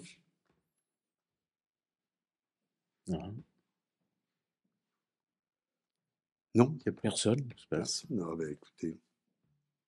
Personne ne veut. Ah, Marc. Toujours retour vers le passé. Ouais, c'est normal pour nous, hein. Oui, mais moi j'avais été un peu choqué, si tu veux, par la formule attribuée au camarade Jospin qu'il fallait se désintoxiquer de l'Afrique. Et je pense qu'on est allé peut-être un peu loin, hein, si tu veux, un peu loin. Et j'ai trouvé que son absence aux obsèques d'un grand chef d'État africain était choquante. Je pense à Senghor, évidemment. Oui, mais, bon, tu as des points de détail, mais la formule désintoxication de l'Afrique, ça avait le sens de désengagement pour un public large. Quoi. Oui, mais franchement, hein? Ah, pardon. Non. Oui. Non, enfin là-dessus, moi, je suis très, très clair. Je comprends que t'as pu être froissé. Si tu as ça dans la tête, c'est vrai. Mais il y avait pas de désintérêt. Il a calqué son moment politique de Premier ministre. Tu te souviens, hein, le domaine réservé, etc. Alors l'Afrique, bon, il s'est juste dévoilé fort tardivement sur ces questions-là quand il y a eu la réunion des premiers secrétaires de section de janvier 2002, où il a dit on aurait pu faire mieux, etc. J'ai dit tiens, là il est en train ça commence à devenir intéressant. Mais oui, il y a une grande ambiguïté parce que de même, comme c'était un gars vraiment, il n'aurait pas donné par souci de rigueur. Je peux vous dire que Jospin, en 2002, quand il a fait sa campagne, il nous a interdit d'aller en Afrique avant le premier tour. Et j'étais prévu pour être associé à la délégation de Pierre Mauroy entre les deux tours, sauf qu'il n'y en a pas eu de deuxième, pour aller je me souviens des points sur lesquels on devait intervenir. D'abord, on devait récupérer les conneries qu'on avait dites sur les anciens combattants. C'était quand même, il était temps de le faire. Enfin, et je sais que dans la délégation, il y avait donc Pierre Mauroy, moi j'y aurais été associé, puis il y avait également une sénatrice des Français de l'étranger, dont le nom m'échappe, mais avec qui j'ai beaucoup travaillé, et qui après m'a pas du tout aimé pour certaines de mes positions, mais bon, j'en veux pas. Et donc, ça, c'était Jospin. C'était pas du désintérêt. Mais, oui, non, ben, c'est comme, oui, je comprends bien. Mais, par exemple, ce qui a été fait, et je dois dire que j'y ai contribué, c'est qu'il voulait, c'était pas du désintérêt, mais il voulait normaliser les structures, notamment mettre fin aux caisses de coopération économique et à l'ambassade. Enfin, réformer, mais ça a été la réforme, bon, Je me souviens de son conseiller diplomatique qui s'est un peu foutu de ma gueule en disant demain on met en place la réforme Laberty. Non, mais il y a eu que ça. Et je peux vous dire qu'on avait vachement bossé au PS par rapport à 2002. Et non, pas. Oui, c'était oui. Non, je fais une petite erreur là. Oui, si. On avait même bossé des alternatives à l'alliance, l'AFD, etc. Bon, mais bon, tout ça, c'est resté des papiers, quoi. Mais je peux vous dire qu'à la Commission Afrique, qui précède ces enjeux de pouvoir, j'ai encore les. Oula, c'est vrai que j'utilise pas beaucoup le micro. J'ai encore comment on appelle, les listes de participants. On a été jusqu'à 54 à la Commission Afrique, et plus qu'on est là ce soir. Hein. Et je peux vous dire que si je prends la liste, il y a eu 8 futurs ambassadeurs. Bonne santé à eux. Ça veut dire que c'était un vrai débat. Mais je mets les pieds dans la soupière d'un sujet, je sais, qui était assez douloureux à certains égards. Quelle est ton analyse maintenant avec le recul de ce qui s'est passé en Côte d'Ivoire? En Côte d'Ivoire, moi, je dirais très globalement, c'est la dernière forfaiture de la France-Afrique. C'est la dernière force. Je rentre pas dans les analyses détaillées, j'y serai encore demain. Et de toute façon, je me suis bien exprimé là-dessus, ça ô combien. Je sais qu'on m'a prêté beaucoup de je ne sais quoi, mais enfin bon, bref. Non, je dis et je ne regrette pas du tout mes engagements auprès de Laurent Gbagbo. Moi, je considère, en tant qu'homme de gauche, que j'ai fait mon boulot jusqu'à ce qu'il sorte acquitté par la CPI. Après, ce qui se passe en Côte d'Ivoire, mais je n'interviens pas du tout. D'ailleurs, pourquoi j'interviendrai? Maintenant, je suis Guy Laberty, électron libre. Je ne regrette pas du tout. Et je dois dire que j'ai été très choqué de voir que tous ceux qui m'avaient mis un peu la tête sous l'eau, quand Laurent Gbagbo a été acquitté, ils n'ont pas eu le courage de me dire quand même. Si Gérard Fuchs, au moment du premier acquittement avant appel, m'a dit Guy, bravo pour ton combat. Enfin, ça a été le seul. Mais le seul qui est responsable, avec qui j'ai eu affaire au niveau institutionnel du PS, quoi. Et comment? Mais il est honnête, et en plus on a eu des accords et des désaccords avec Gérard. Mais je pensais quand même mériter au moins un petit. Et il y a une chose qui m'a beaucoup choqué, et je le dis ici dans la Fondation Jean Jaurès, parce que je l'ai sur le cœur. En 2013, Pierre Mauroy est décédé. Pierre Mauroy, moi je considère que j'ai travaillé avec lui dans l'Internationale socialiste et dans la Fondation Jean Jaurès. Et peu de temps avant sa mort, il m'avait dit « Guy, on n'a pas toujours été d'accord, mais je te garde entièrement ma confiance et on mettra en place une institution sur l'Afrique où tu auras toute ta place. » Pierre est mort. Quand j'ai demandé où on se retrouve pour la cérémonie d'hommage aux invalides, on m'a répondu « Guy, t'es pas sur la liste ». Alors ça, je crois que c'est une très grande blessure socialiste. Après, j'ai continué une carrière d'élu local comme maire adjoint dans la première ville du Val-de-Marne, Vitry-sur-Seine, mais je pense que la mort de Pierre Mauroy a été ma mort politique au plan national. Oui, évidemment, parce que bon, j'ai été un petit peu écarté. Très honnêtement, je suis pas là pour faire du pro-domo. Moi, j'ai été responsable Afrique du PS jusqu'à la fin 2006. Donc, j'ai démissionné, mais pour des raisons qui sont personnelles. D'ailleurs, j'ai monté un cabinet de consultants et même à l'époque, j'ai fait la lettre à François Hollande, à Moscovici, à 45 journalistes. J'ai toujours été très transparent dans mes activités. Je ne pouvais pas avoir des activités professionnelles touchant à l'Afrique en ayant une responsabilité politique, quelle qu'elle soit, aussi modeste soit-elle. Je dirais qu'il y en a beaucoup à droite ou à gauche qui n'ont jamais eu, je dirais, cette hauteur de vue. Hein, voilà, mais enfin, il faut le dire. Mais enfin, ça sera dans la seconde partie. Hein, mais c'est pas du règlement de compte. Mais je pense quand même que l'histoire a montré, parce que moi je me souviens de ce que les gens disaient de la fortune de Gbagbo. Il y a une chose qu'on peut dire à cet homme-là, c'est qu'il a été toujours désintéressé. Même si dans l'entourage et tout ça, c'est pas toujours le cas. Lui, oui.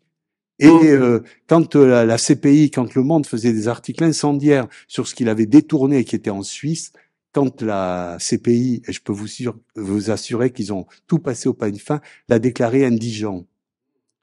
Donc ça, c'est des choses qui auraient dû peut-être un peu éveiller la pensée de certains socialistes éminents qui ont été même chefs d'État et qui l'ont jugé infréquentable.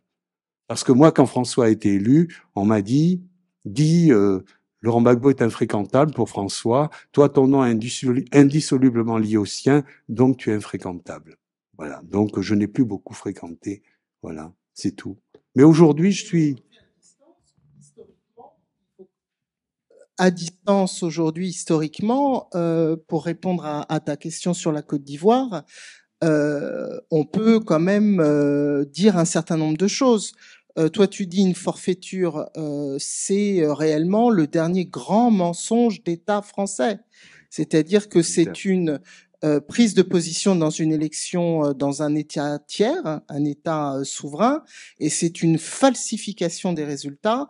Donc, il faut dire les choses. La France a opéré le dernier coup d'État en Afrique de façon tout à fait massive, avec une intervention militaire à la clé et avec une mise en place d'un candidat qui n'était pas le vainqueur proclamé de cette élection. Donc on parle de... Tout à fait. Mais historiquement, on est dans un scénario quand même à la Pinochet, en réalité. Donc, et voilà. Non, mais aujourd'hui, à distance, et il y a une bibliographie immense quand même, beaucoup de chercheurs. Oui, mais Salomé, moi, de toute façon, c'était pour répondre plutôt aux camarades. Parce que Marc fait partie des camarades qui savent tout ce qui s'est dit, ce qui s'est fait. Moi, je me souviens. Oui,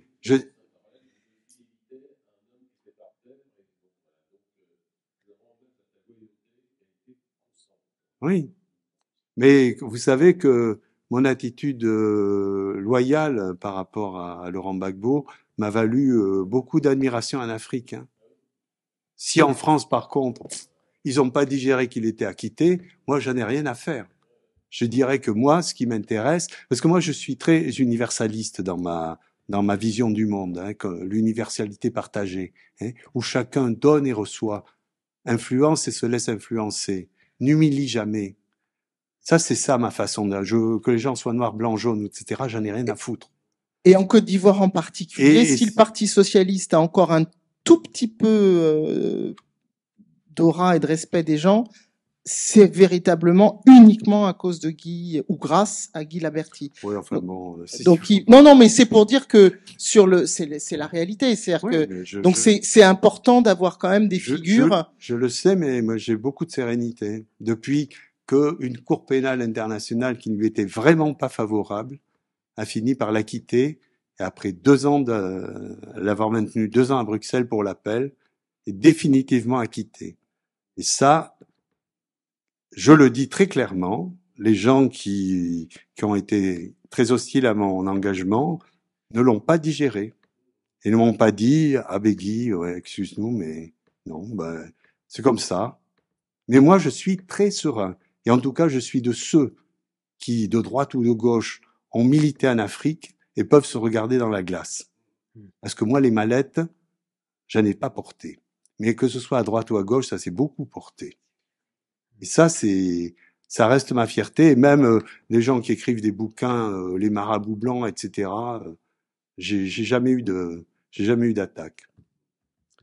Et quand je dois dire, certains m'ont attaqué très vigoureusement sur les chaînes de télévision en 2011, etc., un ancien du PS, Pascal Boniface, leur a dit non, arrêtez. Labertiste, un homme de conviction, il est loyal, ne lui prêtez pas des... Je m'excuse, ça devient très très personnel. On est quand même sur un livre qui parle d'une période antérieure. Je reste lucide, je ferai la suite de façon pondérée. Mais c'est vrai que je trouve que les gens ne sont pas très... Quand on ne reconnaît pas ses erreurs, ça me paraît très grave. Moi, en politique, ce qui compte surtout pour moi, c'est la loyauté, mais c'est pas tellement la qualité première qui permet de réussir en politique. Voilà, excusez-moi, cet emportement. Ben, c'est bien, je vais rebondir sur ce qui est dit actuellement pour l'histoire de la loyauté, parce que je me rappelle qu'on avait eu, bon, je faisais partie de la section politique d'Ivry-sur-Seine, et on avait invité Guy Laverty, il y a des années encore, derrière, et c'était justement en plein marasme ivoirien, et on l'avait interrogé, enfin, il nous avait parlé de l'anecdote avec Pierre Mauroy, que je n'avais pas su.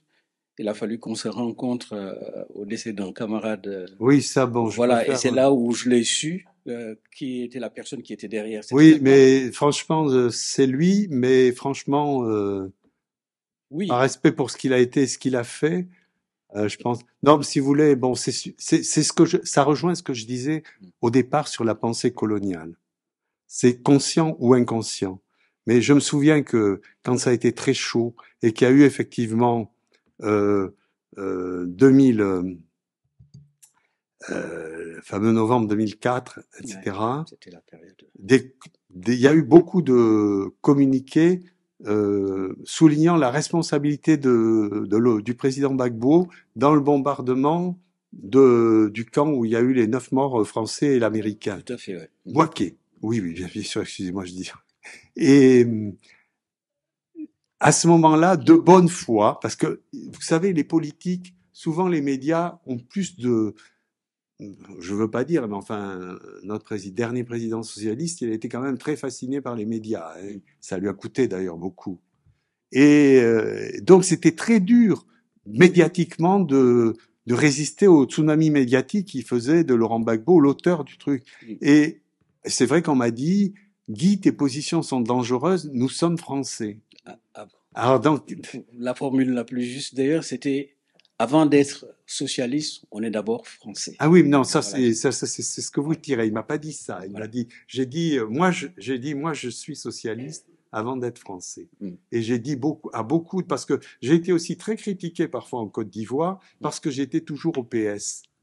Et je leur ai dit, et ça c'est ma formule de fin, je leur dirais, je vous souhaite de n'avoir jamais à choisir entre votre citoyenneté et vos convictions.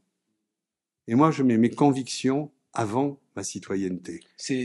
Voilà. C'est une bonne transition puisque comme on a ton suppléant ou ton remplaçant au niveau du PS, on aimerait bien savoir les perspectives du Parti socialiste vis-à-vis de l'Afrique. Parce que, voilà, aujourd'hui, on se rend compte que tout ce que tu as tissé, tu l'as tissé à partir du tissu académique. Je veux dire, c'était des étudiants qui étaient venus et on sait que ces étudiants, il y a une grande probabilité qu'ils deviennent les dirigeants de demain. Si on voit aujourd'hui la politique de la France vis-à-vis des étudiants africains,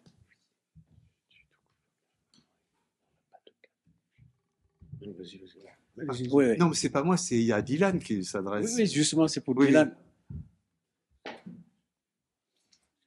Non.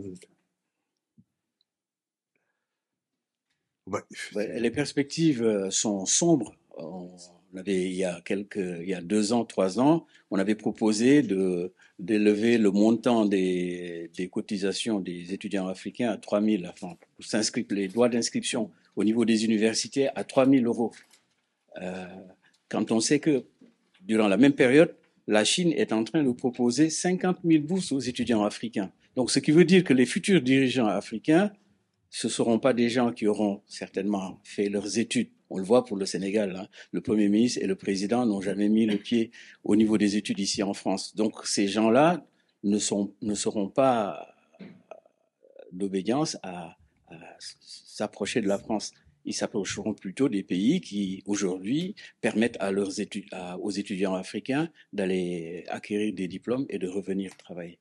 Donc, c'est pour ça que je demandais à notre ami plus jeune, certes, quelles sont les perspectives du PS par rapport à ces étudiants africains?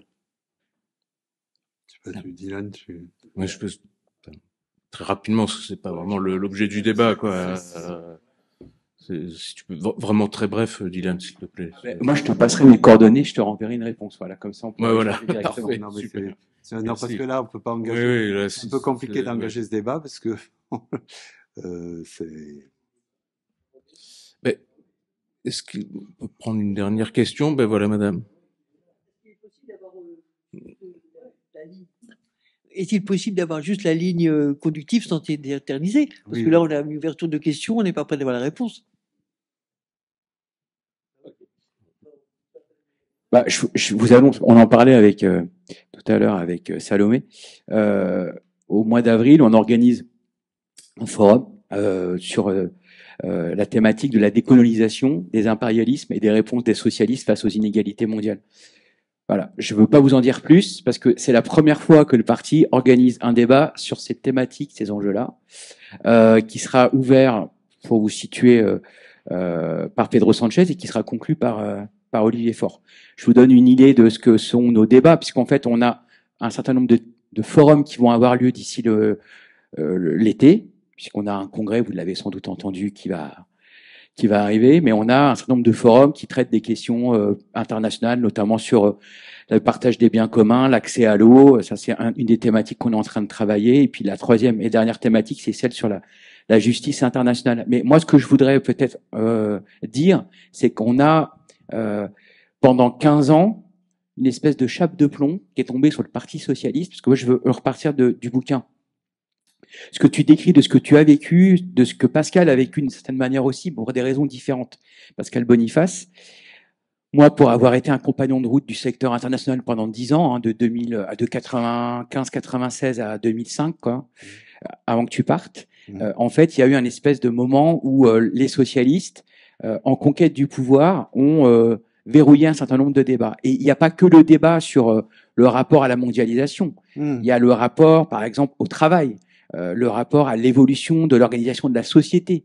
Et on arrive, je ne refais pas l'histoire, mais on arrive en 2008-2012 avec Martine. Moi, j'ai fait partie des délégués nationaux autour de Martine, où en fait, on est amené à ne plus avoir de débat sur les sujets. Et je me souviens qu'à l'époque, il y avait eu même une convention sur les sujets du développement avec Proya Amirchahi, qui était à l'époque le secrétaire national. Et on a été rattrapé par l'exercice du pouvoir des socialistes à partir de 2012. En fait, un certain nombre d'éléments qui faisaient avancer le débat, sur notamment la question du rapport à la monnaie, de l'outil économique que constitue une monnaie européenne, monnaie africaine, ne se posaient plus dans le parti. Parce que ceux qui ont pris la direction du parti et ceux qui ont gagné l'Élysée étaient les tenants, je dirais, d'une pratique politique, je dirais même d'une pensée politique qui n'était pas celle-là, qui n'était pas une remise en cause du système économique et de la façon dont on pouvait redistribuer. Je fais court, parce que moi, je l'ai vécu comme ça. Et donc, il y avait une espèce de chape de plomb sur tous les sujets qui pouvaient remettre en cause le système. Et en plus, dans la foulée de l'effondrement de la crédibilité des socialistes, je ne vais pas revenir sur la responsabilité de François Hollande, parce que sur les questions diplomatiques, il avait quelques résultats à son compte. Mais sur la question du rapport au système économique et au système de captation des richesses, il y avait finalement la bascule à partir de l'émergence du PG 2008-2010, d'une partie de la gauche intellectuelle, militante, autour du programme qui est devenu l'Avenir en commun en 2022, on va pas se mentir. Le travail intellectuel, idéologique qui a été produit par Jean-Luc Mélenchon et tous ses proches, de ce point de vue-là, a totalement remplacé la pensée socialiste dans le débat public. Je le dis comme moi je l'ai vécu. C'est-à-dire qu'en fait, moi j'étais plutôt militant associatif, j'étais à ce moment-là aussi administrateur de la fédération Léo Lagrange, c'est aussi comme ça qu'on s'est retrouvé avec Guy, et moi j'avais le sentiment qu'en fait, ce qui était l'espace politique occupé par les socialistes l'a été par les insoumis. Ça ne veut pas dire qu'aujourd'hui on ne réfléchit pas, qu'on n'a pas des convergences, et qu'on a encore des divergences d'ailleurs avec Jean-Luc et un certain nombre de ses soutiens. Mais je veux répondre à la fois, donc, ça permet de faire le lien avec le bouquin, parce que je pense que ce qui fait la force de ton parcours, c'est pas seulement la loyauté aux hommes et aux femmes que tu as croisés, et voilà, on le sait tous, mais c'est la loyauté à ce qu'on défend. C'est-à-dire, en fait, à un moment donné, t'as pas transigé, si tu veux, moi j'ai observé quand même j'ai pris la suite de gens qui s'appellent Pierre Moscovici, qui s'appelle Jean-Christophe Cambadélis au secrétariat national aux relations internationales. Donc, on peut pas dire que ce soit des camarades qui aient révolutionné la vision socialiste du monde. Et en l'occurrence, ils l'ont plutôt accompagné. la mondialisation. Et donc, moi, je dis qu'aujourd'hui, on a un gros boulot à faire pour recrédibiliser pas seulement le discours des socialistes, d'ailleurs pas seulement celui de Jean-Luc. C'est que je pense qu'aujourd'hui, la gauche, il y a un hiatus entre elle, les sociétés civiles africaines, les sociétés civiles et intellectuelles africaines, parce que quelque part, quand on voit ce qui se passe, par exemple, je vais prendre l'exemple du Sénégal. Moi, je suis convaincu que l'expérience du PASTEF, elle doit nous éclairer sur le débat qu'on porte sur l'anticolonialisme. Parce que quelque part, ils mettent les pieds dans le plat sur le système de captation, notamment des ressources énergétiques, des ressources pétrolières, j'en passe, et des ressources halieutiques aussi, parce que voilà, et que quelque part, le fait que ce soit des agents des impôts qui pensent le programme économique, qui à un moment donné posent la question de la répartition des richesses et du système économique du Sénégal et de l'Afrique, et donc du rapport à l'Europe, eh ben c'est pour ça qu'aujourd'hui ils gagnent dans l'opinion, parce que eux apportent des réponses à la question du vivre dignement, à la question des capacités à vivre correctement. Et que quelque part, c'est pas une question de parti. Voilà, je m'excuse d'avoir été long, parce que je pense que c'est important qu'on se dise, il y a sans doute des responsabilités, il y a sans doute des déficits de clarification de la part des socialistes, mais c'est pas comme si les gens s'étaient arrêtés de penser, c'est pas comme si on s'était arrêté de se parler avec les copains. Je sais qu'on a eu des occasions avec les camarades comme Lecoq à l'Assemblée d'organiser des temps où on s'est dit des choses par rapport à ce qui se passait en Côte d'Ivoire. Mais c'est vrai que aujourd'hui, moi, je suis partisan, par exemple, qu'on ait une mission d'enquête sur Bouaké. Voilà, clairement, parce que ça part de là. On l'a discuté avec Olivier et Salomé il y a quelques mois. On va proposer ça avec nos commissaires à la Commission des Affaires étrangères. Mais je voulais vous dire ça parce que c'est pas comme si on s'était arrêté de penser. Ça ne veut pas dire qu'on n'a pas des manques, des faiblesses et des contradictions. Mais aujourd'hui, je pense que la réponse, elle doit d'abord venir de nos camarades africains.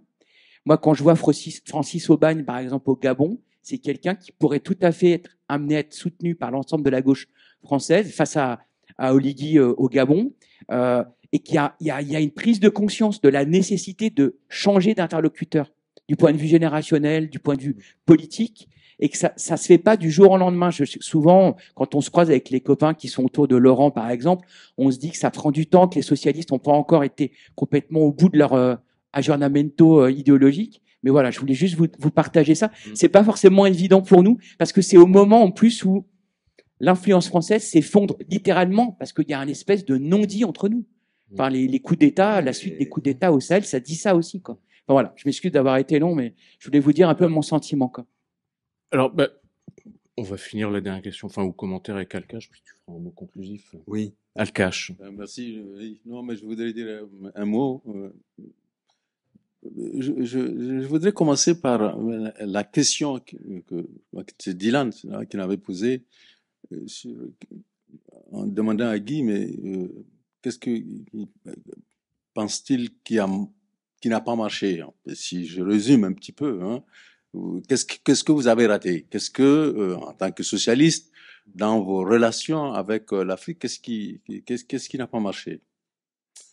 Alors, moi, je voudrais parler d'abord de ce qui a marché. Et lorsque François Hollande est arrivé au pouvoir,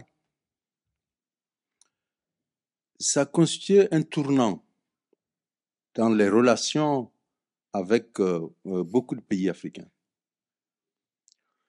Et moi, je puis témoigner de quelques éléments.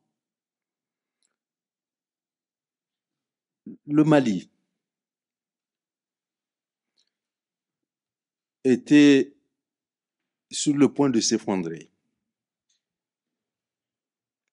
Ce n'est pas un discours, c'est une réalité. Et je me souviens, j'étais encore avec le président Issoufou, qui est intervenu auprès de Hollande et de façon très forte. Et l'intervention de la France a permis de sauver les meubles. faut pas penser que c'est juste des déclarations politiques. C'est réel. Et au Mali, de mon point de vue, ce qui n'a pas marché par contre, c'est que après l'opération Serval, et là, je pense que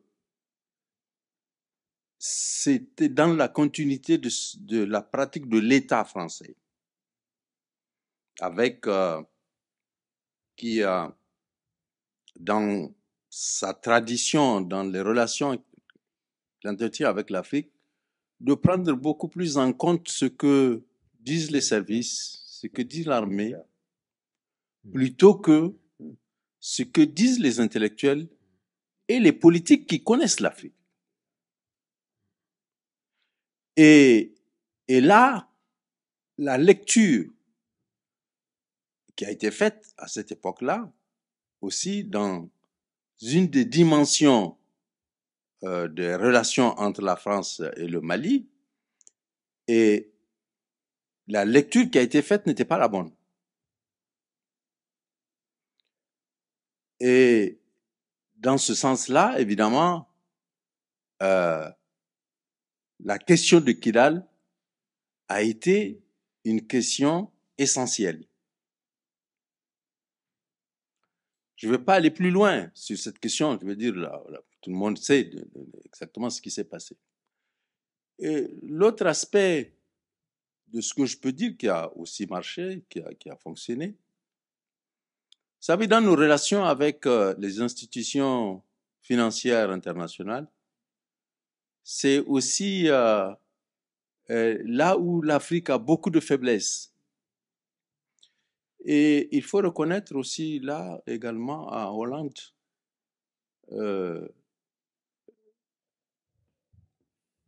l'appui qu'il a pu apporter pour débloquer des situations pour beaucoup de pays africains dans ce sens-là. Donc ça, ce sont des choses qui ont pu marcher, mais cela ne signifie pas évidemment que c'est suffisant. Vous avez parlé tout à l'heure du franc CFA, et je suis tout à fait d'accord avec les analyses qui ont été faites. Mais il faudra rajouter aussi une chose. Si la réforme ne s'est pas accélérée, c'est aussi parce que les pays anglophones ont bloqué. Le Nigeria, le Ghana, étaient beaucoup plus lents que paradoxalement, que les États qu'on appelle l'Afrique francophone. Et donc, cette dimension-là aussi est quelque chose qu'il faut connaître. Alors, je dirais que, évidemment, aujourd'hui, il y a nécessité de renouveler les réflexions dans les relations qu'il y a entre nous. C'est absolument nécessaire parce que l'autre dimension, c'est que je pense que ce qui n'a pas été perçu aussi, c'est le fait que l'Afrique a évolué. Et elle a évolué et le monde a changé. Et que de nouveaux partenaires sont également apparus. Les États africains ont vu qu'il y avait des possibilités d'élargir des partenariats. Et là également, je crois que la France n'a pas bien perçu aussi cette évolution et ne s'est pas adaptée au nouveau contexte africain. Donc voilà un petit peu ce que je voulais rajouter en disant simplement que pour revenir sur Guy et sur les relations avec le PS, je pense aussi que il est bon de rappeler également qu'il a parlé de l'Arche, du sommet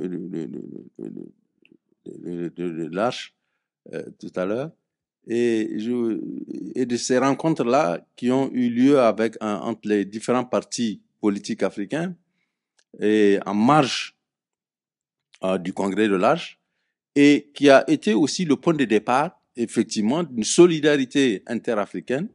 Et donc ça également, c'est quelque chose aussi qu'au niveau du PS qui est vraiment positif, qui a été soutenu sur plusieurs années et qui permettait aux différents partis africains de se rencontrer, parce que ce n'était même pas évident. Ça a l'air banal, mais c'était particulièrement sous le dynamisme de ce que faisait Guy et au niveau du PS que cela a pu perdurer.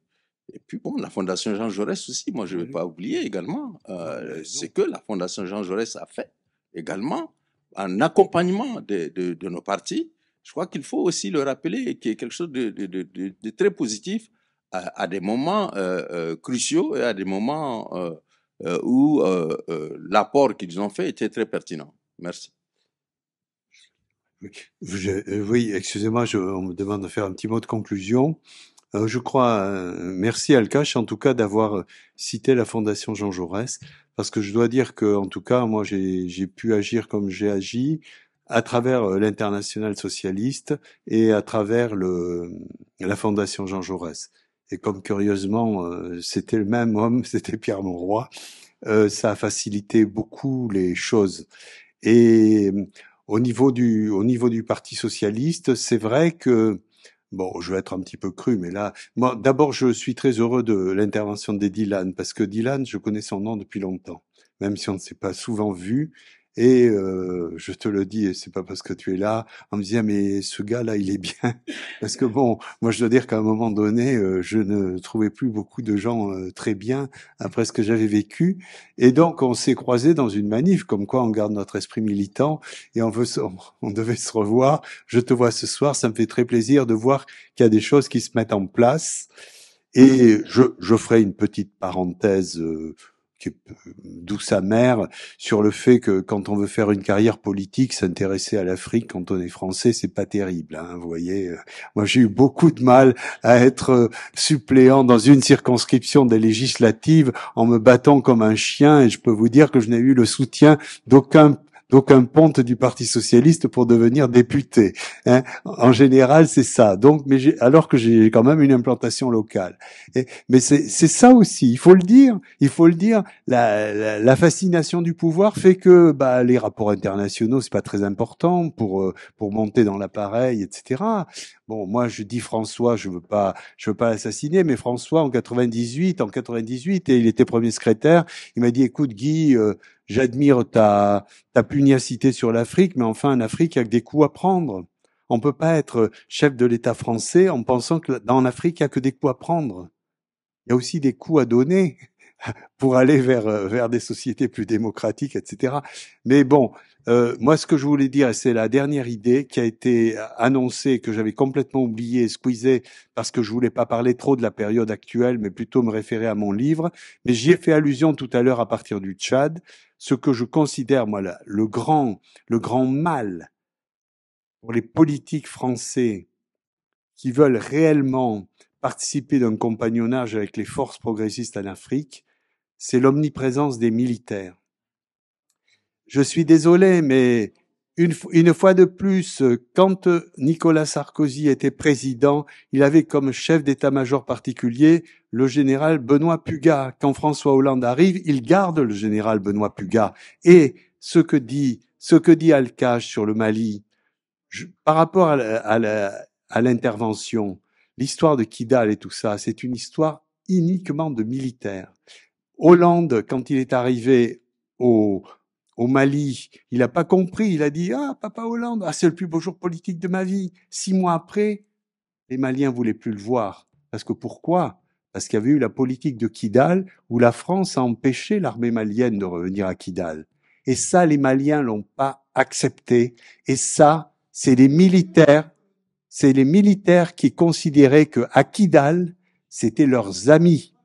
C'était leurs amis dans certains mouvements Touareg. Je veux pas généraliser parce que c'est complexe.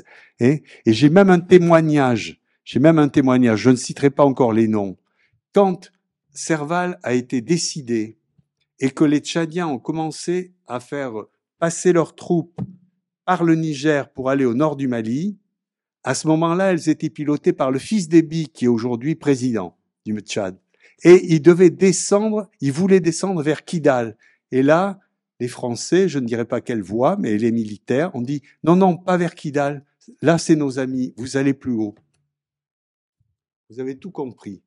Quels ont été les choix politiques qui ont fait qu'au départ, une intervention que certains ont contestée, etc., on pourrait aller dans tous les sens.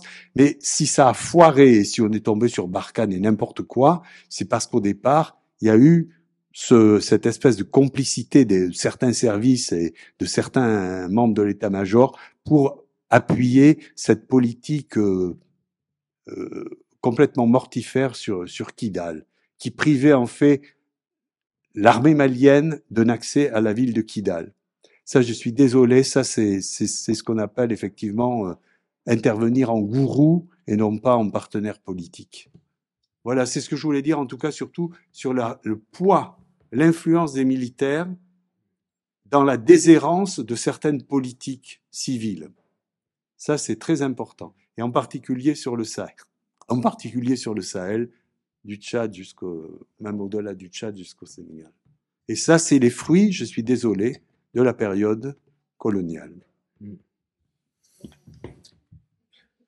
Merci beaucoup. Bon, merci. Ben, Merci. Écoutez, je fais pas facile. Non, très bien. En tout cas, je pense modestement que si certains sont intéressés par le livre, parce que là, je n'ai pas pu dire beaucoup de choses en 1 heure, mais je crois avoir fait une synthèse très honnête d'une période politique qui va de 70 à 90. La suite viendra. On souhaite. Voilà. Et il y aura des tas de débats qu'on a à peine amorcés qui seront traités de façon plus substantielle. Voilà. Merci. Merci beaucoup, en tout cas. Et